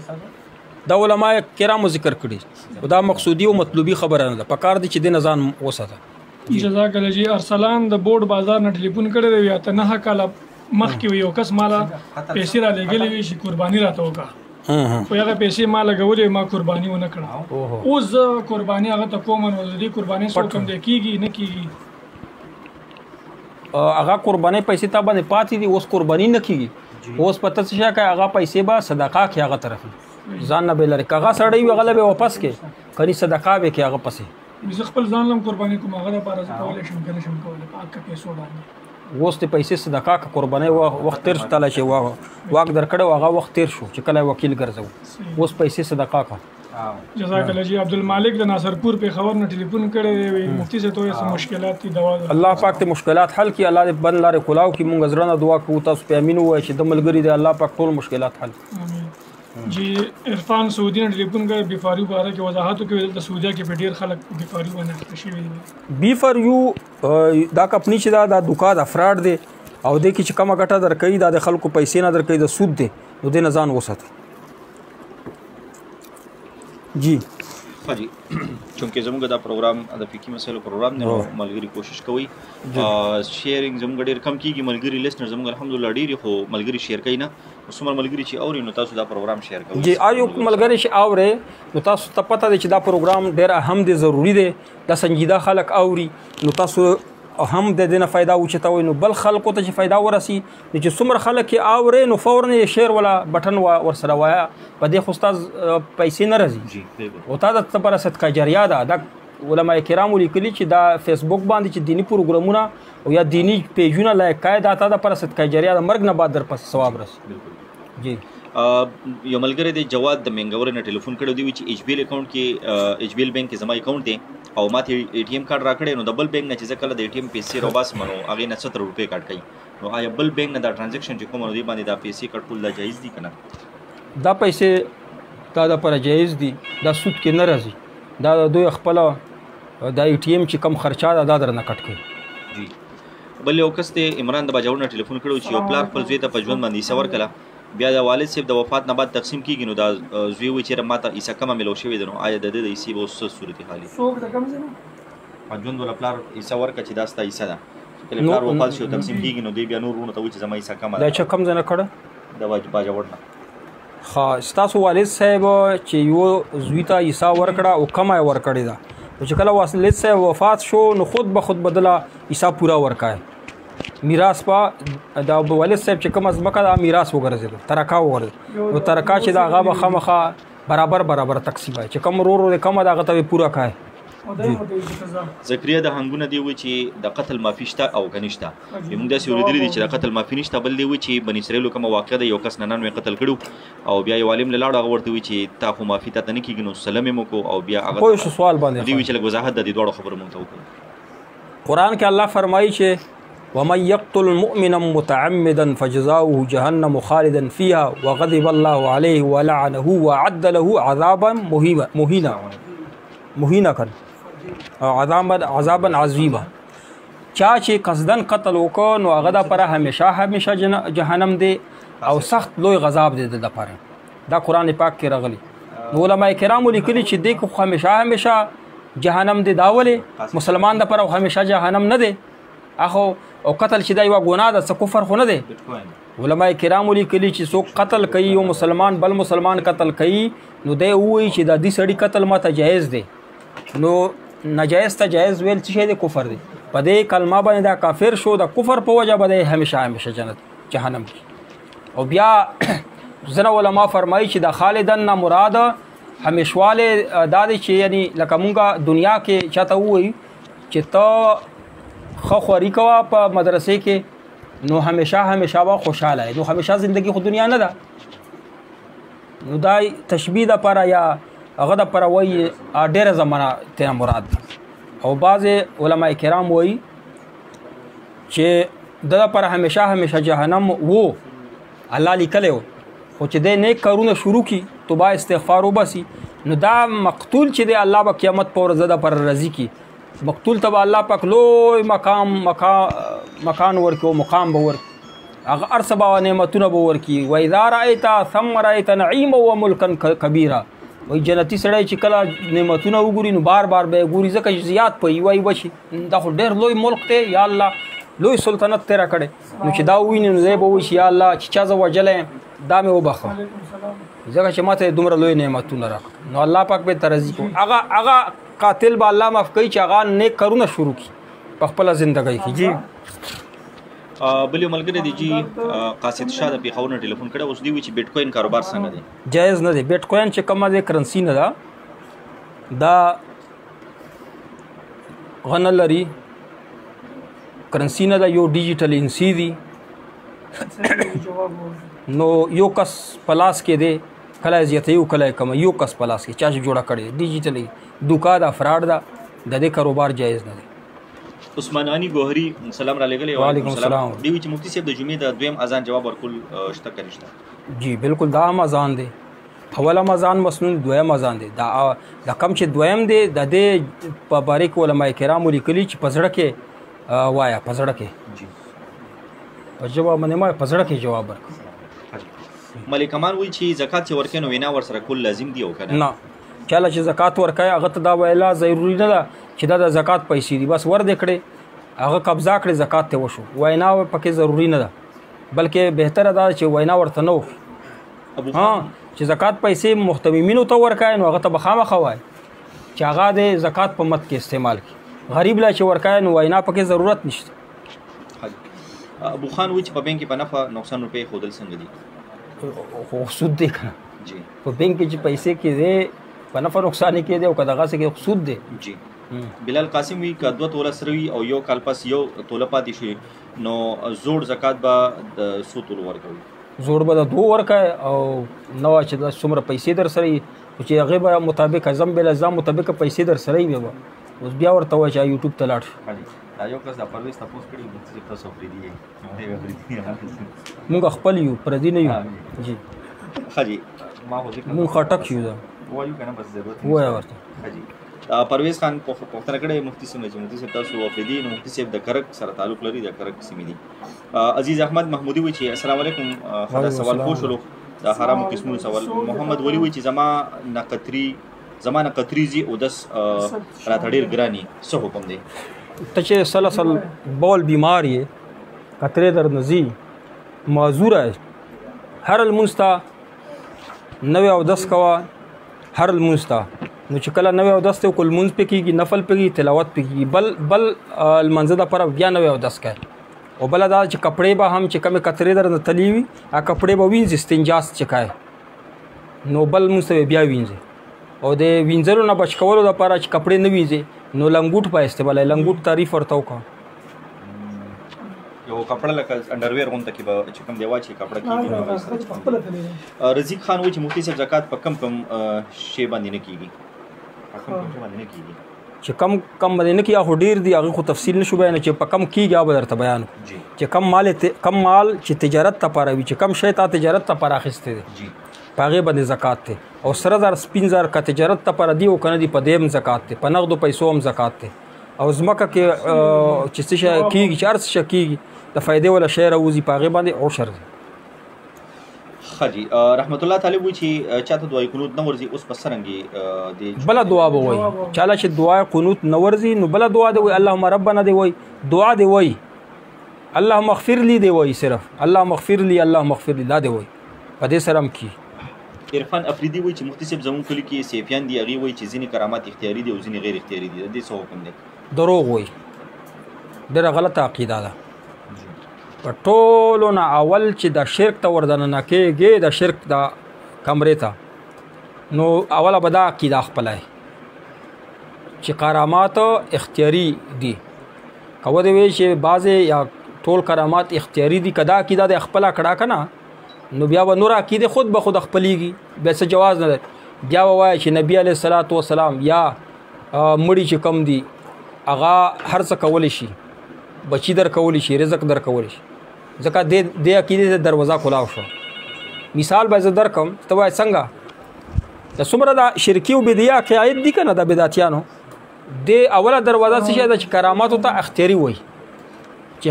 اختیاري دی وویل نو خود به خود بیا تا دا بل جواب نشته. زه چې کراماتو ته اختیاري وایم چې کرامات اختیاري دي کرامات نو اوس یو پیر دی چې هغه وفات شوی دی نو دا په خپل اختیار باندې مالا بچی را کولی شي په خپل اختیار د کرامات اختیاري دي که نه زه به ورته چې پیر صاحب مالا زوی راکړه پیر صاحب په اختیار کې دي کرامات نو کرامتن به مالا زوی راکړي صحیح دی که نه. زه چې دې زه نه ورته وایم چې یا پیر صاحب زما امداد وکړه نو کرامتن به زما اوري که نه کرامات خو اختیاري دي که نه دا په اختیار کې دي دا خپل ځان دپاره دا کرامات اختیار کړي چې زما دې ځای نه اوري دا شرکي عقیده څومره بدعي شرکي عقاید دي هغو دپاره اوله دروازه دا ده او د چا چې دا عقیده ده چې کرامات اختیاري دي نو دا بدعتي دی دا چا ویلی دي دا ټولو کتابونه قرآن و حدیث ویلي او دا زمونږ شیخ رحیم الله صاحب په احقاق الحق کې لیکلي دلته دې که چېرته پنځم جیل کې ته راواله چې ته وخوره په احقاق الحق کې شیخ رحیم الله صاحب الله پاک ته عمر کې برکت وشي د په احقاق الحق باندې ډېر کار کړی دی باطل څومره نظریې ذکر کړي په پنځم جیل کې دا نوي بدعتیان چې کم دي دا دو ذکر کړی دی دا پنځم جیل کې فرمایي چې څوک کراماتو ته اختیاري وایي نو دا بدعتیان دي نو چار څوک وي ښه په ده کې دا قرآن پاک آیاتونه ذکر کړي چې کرامات او معجزې اختیاري نه دي بیا حدیث ذکر کړي بیا د بدعتیانو هغه اقوال ذکر کړي چې هغه وایي چې یاره سلیمان علیه السلام برخیا چې سلیمان علیه السلام تخت راوړو په خپل اختیار هغې جوابونه یې کړي چې کوم بدعتیانو نوره څه دلایل دي هغو ټولو جوابونه یې کړي او دا پورا باب چې کم دی په دې ورکړي چې معجزات او کرامات صرف د الله تعالی په اختیار کې دي دا احقاق الحق پنځم جیل نو دا ډېر ښکلی کتاب دی ځه وایه. ښه جي بل ملګری دی جي قاري محب الله حقیار دی چې مفتي صاحب فرض مونځ نه وروستو امام سره مصافحه کول څنګه دي؟ څه دا پر فرض المون نه بعد چې هر مونځ پس امام سره بعضې خلک ملاویږي که نه نو دا که ثواب ورته وایي چې دا ثواب دی التزام یې کوي نو دا بدعت دی بیا چې ضروري هم ګڼي او ثواب ورته وایي نو دا څه شی دی بدعت. صابر پینافلیکس پرنټینګ پریس وایي چې زما کور والا ته خپل پلار په ژوند کې پیسې ورکړې وي بیا یې پلار وفات شو د میراث په حق بیا نغدې پیسې ورکړل شوې په هغې پیسو زما کور والا په خوښه کور واخیستو اوس زما دومره پیسې شته چې زه زما د کور والا نیمې پیسې ورکولی شم تقریبا 15 لکه روپۍ یې نورې هم راپسې پاتې کېږي یو خوا د کور والا قرض داره یم نو په داسې حال کې په ما حج فرض دی که نه؟ تا سره چې نغد پیسې شته حج موسم راغی تا پیسې خرچ کړي نه دي په کور کې یا په چرته خرچ کړي دي نه دي او حج موسم در باندې راغی او تا باندې حج فرض دی او ګناهګارېږي او چې حج موسم تیر شي تا حج نه کو ګناهګاري حدیث کې راغلی چا باندې حج فرض وي او صاحب استعداد وي وسی کیږي او دا حج ونه کو مړ شو نو یا يهودي مړ شو یا عیسائی. جی ګلبشر تاران پښتون وی چې نسوار سیګریټ خرڅول څنګه دي؟ جایز دي. ټولو فتوا دا لیکلي چې نسوار او سیګریټ جایز دي، بهتر نه دي. یو شی به جایز وي خو هغه به څه شی به استعمال به نقصان کوي. مثلا دا چانه چې تاسو کې چې پیپسي سکل څنګه دي نو څه به وایي جایز دي، خو چې سکې نقصان در کوي کنه. چای نه چې چاته وایي چای سکل څنګه دي جایز دي، خو لیکن چای ته فایده نه در کوي نقصان در کوي. یو فایده دا پکې چې تا اکټیو کی یعنی تا خوب وتختی بس پدې کې کیفین دی په د چایو کې چې کله ته وس کې نو خوب در باندې راځي نو طالبانو ته لږه فایده ورکي چې کله مو مطالعه کوي تکرار کوي نو خوب ورزش په نو دوی د چای وس کې نو خوب وتختی دا فایده نور پکې سراسر نقصان دی. او دا نقصانات چې دی مفتی رشید احمد لودیانی رحمت الله علیه ذکر کړی دي ډېر زیات نقصان د چای ذکر کړی. ٹھیک شو جزاک الله مفتی صاحب. لنډی کوتل نه احسان ور تپوس کړی دی یو سړی خپل ښځې سره جګړه وه، ښځې ته صرف دومره وویل چې یو دوه درې او ځه دې څه حکم دی؟ یو دوه درې چې کم دي دا شماره دا د شماره باندې طلاق نه کیږي، خو که یو دوه درې په ما په دې درو طلاق دا نه دی ویلي، طلاق ذکر یې نه دی کړی نو د یو دوه درې باندې هېڅ نه کېږي. خو د یو ټکه بل ورپسې کړی چې اوځې زما کور نه اوځې دا کنایي لفظ دی. که په دې کې د طلاق نیت وي نو بیا یې دڼیا کړې ده تجدید نکاح پکې. جی همدرد کارخانو ټلیفون کړی یو جنازې نه پس اجتماعي دعا څه حکم دی؟ جنازه په خپله دعا ده، اجتماعي دعا وکړله بهترینه دعا ده. نو بیا پسې دعا بدعت ته کنه بیا پسې ولې دعا کوي؟ خلکو چې من خلک وایي چې د امام باندې چې خلک یې واوري دا خو دومره خوږه دعا دی وکړه چې کومه دعا وه الله واورېده کنه بیا جنازې نه متصله دعا کول دا خو بدعت ته نه نبی علیہ السلام کړه نه احناف او اقوال شته په دې جایز نه ده. چا چې فریدیا څوک پیش کوي چې مفتی فرید صاحب لیکلی دي فریدیا کې چې جنازې نه بعد صفونه مات شي نو بیا دعا جایز ده. نو هغې مقصد دا دی چې جنازې نه بعد دعا نه ده، هغه دا دی چې بس کله مړی جنازه وشي دعا خو وشوه بیا مړی خلک اوچت کي دفن ته یوسي نو خلک جمع وي اسې دنیا والا خبرې کوي نو امام ورته ودري د څه شي خبرې شروع کړي د دین خبر نو خبرې چې وشي هغې نه بعد تقریر نه بعد دعا وکړي هغې نه دا دعا مراد دا د جنازې نه بعد دعا نه ده. جزاک الله جی. اصل شانګلې نه ټلیفون کړی دی وایي یو زوم سره کاروبار کولو بیا په هغې کې څه اختلاف راغی نو بیا د سخر خپلې لور ته وویل چې ته زما په نیز مړی او زه که ما ستا حال احوال تپوس وغوښتو نو ما به خپله ښځه طلاق کړي نو دا لور ورکړه بیا څو پیره لاړه راغله نو وایي د دې څه حکم دی؟ دی چې حال احوال نه یې اخیستې لور تک باندې نه طلاق کړي خو که دی حال احوال اخلي نو بیا ښځه پې طلاقه ده. دې نه بچ کولو دپاره چې لور حال احوال والي او ښځه پې طلاقه نه شي دې دپاره به دی طلاق باین اچوي هغه طریقه به مفتیانو نه معلومه کړي عملي طور باندې بیا به لورو هم تعلقات به بحال شي او ښځه به پې طلاقه نه شي. جی جزاک الله. احمد رور د مردان ټلیفون کړی دی وایي ما رشوت مې ورکړی دی او ډیوټي مې ځان لا اخیستی دی ډپارټمنټ کې د دې ډیوټۍ څه حکم دی؟ دا پرېږدم پرې نه دم؟ نه په رشوت ورکولو باندې خو ته ګنهګار یې. ډیوټي باندې چې تا دا تنخواه میلویږه په ډیوټۍ میلې که ډیوټي کولی شي او تنخواه میلویږه تا دپاره حلاله ده ځکه چې تنخواه تا ته په ډیوټۍ میلویږي په رشوت ورکولو نه ده تنخواه میلوي رشوت ورکول تا دپاره ګناه ده. جی زکریا ورور د هنګونه ټلیفون کړی دی وایي زمونږ کور والا سره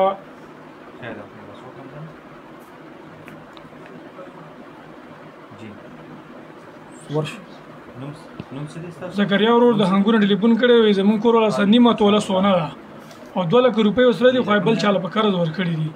نو او پیسې ورته موجوده 1 روپۍ هم نشته دې زکات څه حکم دی؟ دا به قرضې به پیسې راولي که زکات په ورکوي د پیسو هم د سونې دواړو د پیسې چاله ورکړي د خو د دې پیسې دي نو د پیسو د سونې دواړه زکات په دې فرض بل چې نه د پیسې راوالي په قرضا باندې زکات ته ورکړي. مولانا جی ٹھیک شو دعاګانې کوم ان شاء الله. سمی احمد سلامونه کړي وعلیکم السلام. الله پاک ته مسئله حل کی دعا درخواست کړي. او ابو حسین وایي چې زما مطلب دا دی چې تاسو وخت تعین کړو د تقریر د پاره او زه وایم چې په دې وخت کې به صحابه کرام او محمد صلی الله علیه وسلم خطبه ویله او ورته تقریر وایي او نبی علیه الصلاۃ والسلام به هم په دې وخت کې خطبه ویله. خو دا وخت کې بیا خلک تعین نه کوي.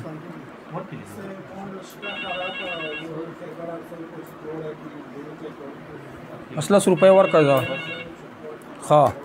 السلام علیکم.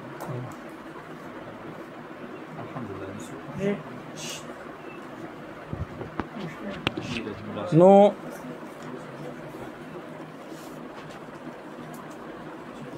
جی جی دغه وخت کې چې کله اول اذان وشي د جمعې ولا وایي چې خلک تعین کوي یعنی التزام یې کوي په دې وخت کې. التزام او دوام کې فرق کول پکار. ځکه ما ویل چې د بدعت ولا حکم په پارچه باندې نه لکه دا بدعتي دي. خلک دوام کوي التزام نه کوي په دغه ټیم کې. تقریر چې په دې وخت کې سو کې بیا چې اذان وشي کنه خلک خورغلي جمعات تکن نو امام نو خلک دنیا خبرې کوي نو امام له پکار دي چې واز نصیحت ته وکړي. نو دا التزام نه دی دا دوام دی. احمد ولی ارمنی وایي چې پاکستان کې جهاد روا دی او کنه پاکستان کې هم جهاد کوي علماء کرام. دعوت تبلیغ کار هم جهاد فی سبیل الله کې داخل دي. درس و تدریس چې د واز نصیحت دا په جهاد فی سبیل الله کې داخل دي. او چې څومره د دین کارونه دي سیاست چې کوي دا هم په جهاد فی سبیل الله کې داخل دي. او په قتال فی سبیل الله کې نه په جهاد فی سبیل الله. جهاد چې کم لفظ دی د عام دی او قتال چې د خاص دی. جی تاج محمد حاجی عبدالقدیم صاحب د کوټې نه ټلیفون کړو. حرمت مصاهرت یو مسلې پوښتنه کوي. د یو سړی خپل خواخي سره په پرده کې ملو شي منځ کې پرده وي د زوم انزال شي د خواخ انزال نشي وي نو آیا حرمت مصاهرت ثابتېږي کنه ثابتېږي؟ لمس وشي او د لمس د وجه نه د زوم انزال وشي نه مصاهرت نه ثابتېږي. خو کله د بل طرف ته چې کم وي د خواخي طرف دې طرف نه یعنی پیدا شوي وي بیا ثابتېږي شهوت. بل یو ملګری دی چې قاری احسان الله صاحب د همدونه ټلیفون کړو دی زموږ والد صاحب مشر عالم او مولانا قاری محمد جمال صاحب 13 ورځې کې وفات شوی دی. دا مسله به طلبه کرامو ته وکړو چې بعض خلک مصاهرت چې کړه په لمس سره چې وایي چې په لمس سره مصاهرت ثابتېږي چې انزال وشي بیا نه ثابتېږي. د وجه څه ده؟ هدایه کې دا د وجه ذکر ده کنه او طلبه کرام ورته خیال نه دی. هغه وجه دا ده کنه چې د لمس چې کم دی دا د زنا د پرز شی دی مقدمه ده دای دی. نو چې کله غو شو د سویتی دا انزال وشو نو بیا خو د زنا هیڅ قسم غپاتې نشو کنه بیا خو نه کیږي کنه. نو دی وجه نه بیا وایي چې مصاهرت نه ثابتي. دا وجه ده. ښه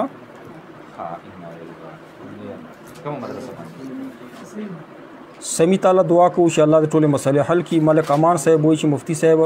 الله مو خوشاله ستا لګ مشکل دی دعاګانو کې یا الله د سعودي کې دی الله پاک د مشکلات حل کی ټولې لار دی الله د ملک امان لک کلاو سردار دا جمعه تقریر نباد جمعات کې سنت څنګه دی جائز دی بهتر خدا دی چې کور کې وکي خو په جمعات کې هم جائز دی. ایک آدمی نے عورت اغوا کیا عاشق اور مشوکت ان دونوں نے نکاح کیا لیکن عورت کی ماں اور باپ اس میں رضا نہیں دونوں کی قوم الگ ہے نکاح طریقہ بتا دو. عبداللہ خان صاحب چې مور او پلار رضا ني او بالغ سړی او بالغه ښځه په پټه باندې نکاح وکړي نکاح یې کیږي. البته شرط دا دی چې دا ښځه چې کم سړی سره نکاح کوي د سړی په حسب نسب کې د ښځې سره برابر وي. که کمزوري وي کمزوري په حسب نسب نو بیا نکاح نه کیږي. بیا با ولی اجازت ورته ضروري ده پلار اجازت. څومره کیلومتره فاصله سړی د خپل ځای نه لږ مسافر کیږي. 3 منزله اسحاق امداد صاحب اسحاق امداد چې خپل کور نه 3 منزله زی 3 منزله نه مراد 80 کیلومتر دی 80 کنه 48 میل 80 کیلومتر جوړي. نو چې 80 کیلومتر ته زی نو بیا مسافر یې کني نه. قاری احسان الله صاحب د همدغه ټلیفون کړو چې د دې والد صاحب مشر عالم دین مولانا قاری محمد جمال صاحب تیر روز کې وفات شوی دی. الله پاک ته جنت الفردوس نصیب کړي. الله دې اوچته درجه. بل ملګری د رحیم الله د چکوال نه ټلیفون کړو دی چې دلته کې یو امام دیوبندي دی خو مقتدیان ټول بریلیان دي صلوات و سلام هم وي او دغه امامتي کوي څه ورته وي هم نه د امامتي دلته ټیک ته کنه پکار دي چې د امامتي نه پرې خو دې ور سره بدلیږي نه امام نور د امامتي کوي نورو پورو به د مقتدیان ان شاء الله پوش. زمون ملګری جی دریږي منیر روزه کې ما سره ملګری راغلی مدولمو ډیر خادم هم دی دی چې ما به خوب لیدل یو مدرسه باندې اٹیک شوی او نو ډیر زیات کسان شهیدان شوی پکې خو زه پکې وی بچ شوم دنه به الله پاک د مدرسو خدمت اخلي ان شاء الله. فرحان زمونږه کلی کې یو کس خزه سره جګړه وا او خزه ته ویل چې یو دوا درې طلاق درې دا طلاق ولې دلی او لیدلې دې کنه فرحات صاحب په یو دوا درې طلاق ذکر نه کړي یو دوا درې ویلي په یو دوا درې باندې طلاق نه واقع کی چې طلاق ته ور سره ذکر کو بیا طلاق درې طلاقونه ذکر. فرخان وزیر وای چې فرحان الله عباس وزیر دعا کې درخواست الله دې مسئله حل کی. یحیی السلام علیکم مفتی صاحب دا ویکسین لګول څه په اول کې مونږه ذکر وکړو جایز دي مفتی صاحب دعا ویل صحیح دي بالکل صحیح دي. السلام علیکم مفتی صاحب دا ویکسین دی جواب مونږ درکو. ونډه کاروبار طارق اقبال مونږ ونډه کاروبار جواب په تفصیل سره درکو. السلام علیکم ورحمۃ اللہ. زما خور ما ته وایي ته ما معاف کا زه حساب جایداد د پلار کې نه غواړم او کوټه یې ګوته یې ولګوله نو زه معاف شم. نه معاف کېږي څوک چې وایي چې مالا خور جایداد معاف کړه د پلار ولا دا دروغ وایي. ها یو طریقه شته معاف کول چې کله خور واده کړله واده شي هغې نه بعد هغې له جایداد حواله کوي نه انتقال پسې وکړه او قبضه ورکړه ته انتقال وکړه نو بیا ورته ووایه چې مالا راکړه که بیا یې درکړه صحیح ده. که هغه وایي چې نه زه خپله غریب یم بچي دي زما خاوند غریب دی څه لا یې درکړه ته راکړه بیا به دې پته ولګي څو پورې واده نه وي یا واده وي او ته یې راوغواړې هغې ته پته ده چې نه یې راکوي نو ورته که غواړئ بیا بدیره سره کوي داسې ماحول دی. نو دا مطلب دا دی چې نه معاف کېږي په ګوتو لګولو سره جایداد درته نه معاف کېږي خور له به خپل جایداد رسوي. दुम्बा नहीं अगर बकरी या भेड़ साल से 20 दिन कम हो तो कुर्बानी हो जाएगी ना. रहमान गनी साहब बकरी या भेड़ चे दीवावरस दिकाल नाम कमी कुर्बानी पे न की सदाका पे कीगी दलता रावल सदाका को हाँ तारे की वही चे सलजला मुफ्ती से फरमाइली दी चे हराम अदा ओ बिल्कुल. अभी फरियो वाला जवाब मुंगा कट दे. عزیز احمد محمودی وعلیکم السلام. مفتی صاحب ما کومه غلطه خبره کړې وه چې تاسو رفضي فتوا هم ورکړه نه ما ابو حسین صاحب تا باندې د رفضي فتوا نه دا ورکړې ما غیر مقلدین یاد کړي دي چې هغه مذهب چې کم دی جوړ شوی دی چې کما نبی علیہ السلام فرمی چې من شذ فی النار څوک چې جماعت نه یعنی د مسلمانانو جماعت نه اوتل نو د جهنم کې ځان وغورځو.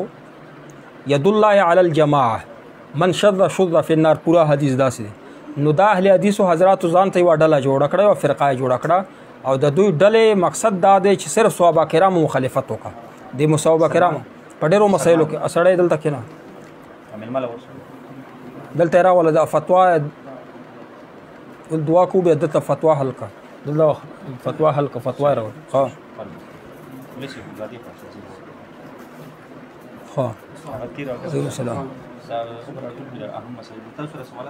نو بیا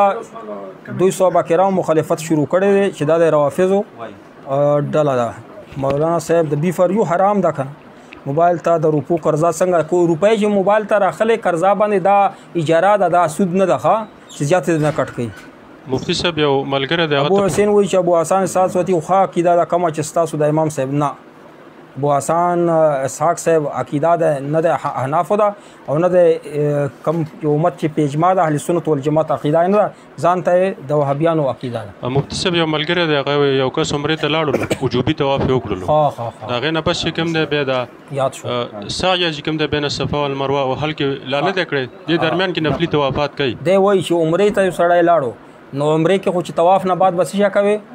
2 رکعته نفل به وکړي بیا وایي نه بعد به صفا او مروه کې سعی کوي. نو په دې کې د تاخیر وکړي یعنی دا دومره تاخیر وکړي چې بل طواف یې نفلي وکړه. یو طواف خو د وقف چې کوم وجوبي واجب طواف دی عمرې نو صفا او مروه ته نه لاړو بلکې بل طواف یې وکړو نفلي طواف داسې وایي دا تاخیر راغی. د تاخیر په وجه باندې دمه هېڅ دم نشته. او بل مفتی صاحب یو زنانه د هغې ټوله شپه تېره شي ورځ تېره شي بیا وایي حرام به نه کولوي. یو زنانه د هغه ماشوم ته دوی ورکوي ټیبلیټ ګولۍ ورکړې او چا چې د هغې په وجه ماشوم وفات شلو دې باندې کفاره شته دی چې یوه زنانه ده چې ماشوم ته دوی ورکړه د خیر دپاره یې دوی ورکړه چې ټیک شي نو مړ شو نو په هغې باندې کفاره نشته دا قتل خطا نه دی دې کې نه رسي.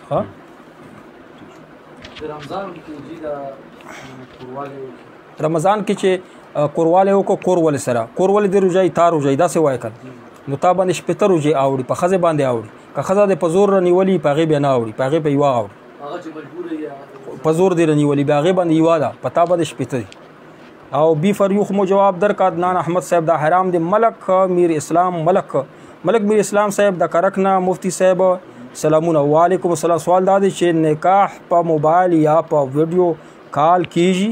دا رنگ طلاق هم طلاق خو قزان سره دی وای کنه موبایل پکې ضرورت نشته. مثلا ته په امریکا کې ناسې ځان سره دی وای چې په ما خزه طلاق ده بس خزه طلاق ده او د نکاح د لپاره په موبایل داسې طریقې سره کیږي چې په خپل به ټلیفون چاته وکړي چې ملک صاحب ته زما طرف نه وکیل شوي ما ته واده وکړه نو ته به موجود وي ته به وکیل وي دغه ته به موجود وي داسې کیږي. جی ملک صاحب دعا کوو چې الله دې ستاسو په عمر کې په خوله کې برکت وشي. احسان الله مفتی صاحب د کرونا جایز دی کالر حرام دی کنه کلر حرام خو نه دی خو مکروه دی دا انګریزانو په شان باندې او حرام نه دی. په قاتل پسې لمونځ کېږي چې توبه نه وي بسلې لمونځ پسې مکروه دی قاتل غټه ګناه ده. الله دې دا دعا دی الله تا ته طلحه صاحب طلحه خان صاحب چې کومې دعا دې کړې دی الله دې تا ته تا په حق کې قبول کړي.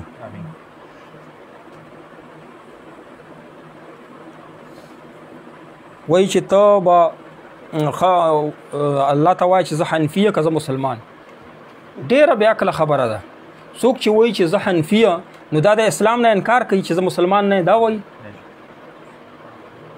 وایي چې اسلام تشریح چې احنافو چې د اسلام کم تشریح کړه په هغې باندې عمل کوه. څوک چې وایي چې زه د کرک یم نو د پاکستان نه انکار وکړي چې زه پاکستانی نه وایي چې په پاکستان کې دننه یو ښار دی چې هغه کرک دی نو هغې کې زه اوسم نو دا مطلب نه دی چې د پاکستان نه انکار څوک چې ووایي چې زه دیوبندي نو د اسلام نه انکار وکړو نه دی وایي چې د اسلام ښکلې تشریح چې بدعاتو نه افراط و تفریط نه خلی کړی دی تشریح یې کړی علماء دیوبند زه په هغې باندې روان دا معنا ده نو دا خو ځان ته څه فرقې نه دی څه کم عقل یې نو تا ته به الله پاک عقل علم خو تاسو سره شته نه فقه در سره نشته. نبی علیہ السلام فرمایي چې من یرید الله به خیرا یفقهه فی الدین نو تاسو سره خو نشته نو لہذا فقهات در کې نشته نو دومره تکمکل څوک ځان ته حنفي وایي چې دا ګناهګار دی ځان ته چې حنفي وایي هغه دا وایي څوک چې ځان ته حقانی وایي درته وایي چې زه حقانیه مدرسې نه فارغ شوی څوک چې ځان ته حنفي وایي درته وایي چې اسلام چې کم تشریح احنافو کړی زه په هغې باندې عمل کوم. که ته وایې چې یاره د تشریح ضرورت پکې نشته تشریح ضرورت پکې ولې نشته نبی علیه السلام موجود و صحابه کرامو نبی علیه السلام ورته وفرمیل چې تاسو بنو قریظه کې مازدیګر لمونځ وکړئ نو ځینو صحابه کرامو وویل چې نبی علیه السلام مقصد دا و چې تیز لاړ شئ لمونځ ما قضا کوو ځینو ویل چې لمونځ قضا کوو نبی علیه السلام ویل نبی علیه السلام موجود و یو صحابه کرامو نبی علیه السلام حدیث یو تشریح و ځینو بل تشریح و نبی علیه السلام پې رد نه وکړو نو دارنګې امام شفیع صاحب د نبی علیه السلام د حدیث یو تشریح کړی امام ابو حنیفه بل تشریح کړي په دې کې څه ګناه ده او اهل حدیث خپل تشریح کړي د خېټې نه کړي هغه مجتهدین کوي د اهل حدیث خو د خېټې نه کوي د تاسو تشریح چې دا خو تشریح نه دی دا خو شر دی جی ځان سره سواتي پېښوري سلفي به جوړېږي جی صرف یو کس بهر ملک دی او هغه بهر ملک بینک کې پیسې دي که نه چې هغې هلته نشي وخپلی او هغه دلته پاکستان کې چا سره رابطو کې زما د اکاونټ نه پیسې خپل اکاونټ ته واړوم خو دی ولې اکاونټ نه راوړم خو ما نه به پکې پیسې راکړي نو ده دپاره دا پیسې اخیستل جایز دي اکاونټ په وجه خو پیسې نشي چې اکاونټ مې استعمال کړم خو په دې وجه باندې پیسې ونه اخیستلی شي چې زه تا دپاره منډه وایم پیسې دومره پیسې به راکایې ستا پیسې زه راوباسم په خپل اکاونټ یا په چا اکاونټ باندې خو ته ماله دومره پیسې راکړې دې ته کمیشن ویلی شي دا جایز دی دا زر زر ووایي حنفي کاروان پاتې حنفي کاروان چې مفتی صاحب د تورغر نه مفتی صاحب محترم د ماشوم د ماشو وینې په جامو وینو مونځ پې کېږي که نه د ماشو په وینو باندې چې کم ماشي نه کمه وینه وځي دا دومره زیاته نه په دې باندې کپړې نه بېلمځي جی سهیل خان بیفاریو تپوس کې نو دی جواب شوی دی شهزاد افریدي وي چې زه د رنګ پینټ کار کوم ډېر کوشش باوجود چې کله مونځ ادا کړم بیا هم زما په لاس خو باندې د رنګ داغونه وینو آیا زما مونځ کېږي که نه کېږي رنګ چې در باندې وي په لاس خو باندې لمونځ دې نه کېږي دا بالکل پاکه رنګ چې دا هغه لاندې اوبه نه پرېږدي طارق اقبال وایي چې مفتی صاحب میزان بینک جایز نه دی پلېږلي خدا دي دا ټول بینکونه غیر اسلامي دي عبدالله وزیر وایي چې ګیره تورول څنګه دي که عمر د 40 سال نه کم وي نو ګیره تورای نو علما کرامو اجازت درکړی چې 40 سال نه د زیات وي نو بیا تورواله پکې لږ سورواله اچوه براون کوا بیا جایز عبدالله حاجی عبدالروب سے وایي چې السلام علیکم ورحمۃ الله الله دې تاسو ټولو ته اجر درکړي زما زوی او زما کورنۍ ته په جمع دعا وکړي الله پاک تاسو کور کې خوشحالي راوړي عبدالله زهیر وایي چې مفتی صاحب دا اوس چې د پاکستان کومو رسمي علماو دا فتوا ورکړې ده چې افغانستان کې جهاد نشته ورور وجنه مسلمان وجنه دا فتوا صحیح ده ما خو درته په اول کې وویل چې افغانستان کې امارت اسلامي دا باندې فتوا ورکړې چې افغانستان نه د امریکې د غیر ملکی خلکو غلبه ختم شي جهاد دې د پر فرض دی په افغانستان کې دې د پر جهاد نه د فرض چې امریکایان دی وزي امریکای غلبه دی وزي چې سو پر د امریکای غلبه او د جرسیمو وتینی تر هغه پر به دا جهاد جری وسري جی خجی نظام خان وی چې نسوار او سیګریټ جایز دی وکنه جواب مې درکړی شوی دی سہیل خان سلام شي هارون خان منیر ماشاءالله تاسو مولانا صاحب ته سلام علیکم السلام اسحاق احمد وی مفتی صاحب یو مشهور خبره ده چې غالبا امام شافعي صاحب ته منسوب ده چې اکثر د علماو نه هم اوریدل چې زنا قرض دی او څوک چې زنا غلطه خبره ده د اسلام د مزاج خلاف خبره ده قرآن کې الله فرمایي چې ولا تزر وازره وزر اخرى نو دا مطلب دی چې تا په زنا باندې ستا خور ستا لور ته نقصان نه رس په خپل عمل ستا خپل عمل ریاض پلی وی چې په خوب کې مړي بچړاو شي ګلې شي کوي تعبیر را ترګو وای صدقه پسې وکړه حقیار وی چې السلام علیکم د بریلانو امام جوړي داسې خداستاسو جواب وشو احسان الله صاحب وی چې کاری احسان هنګونه زما والد صاحب تاسو ته دعا وکړه الله دې مغفرت نصیب کړي والد صاحب سجاد احمد وی السلام علیکم مولانا صاحب یو کس خوب کې ویني چې د کور والا می بچي وشو او قدی وړو کې دی جی بالکل ها دی چې د کور والا می ماشومان شول خوب کې مولي د قدی وړو کې دی عزت په الله درکې ان شاء ها محمد بلال وی چې کوم ملګری چې چا سره پټي کې کار کوي نو مزدور ته ځان لس راوړل شي خپل عزت باندې راوړل شي بغیر عزت نه نشي راوړل حاجی محمد اقبال وی چې 1,00,000 قرض را باندې او سلور تولې سر دی نو زکات را باندې شته وکړه نه تا باندې زکات نشته اسد الله وی چې مفتی صاحب اجره کې مسکیږي کنه کیږي لموس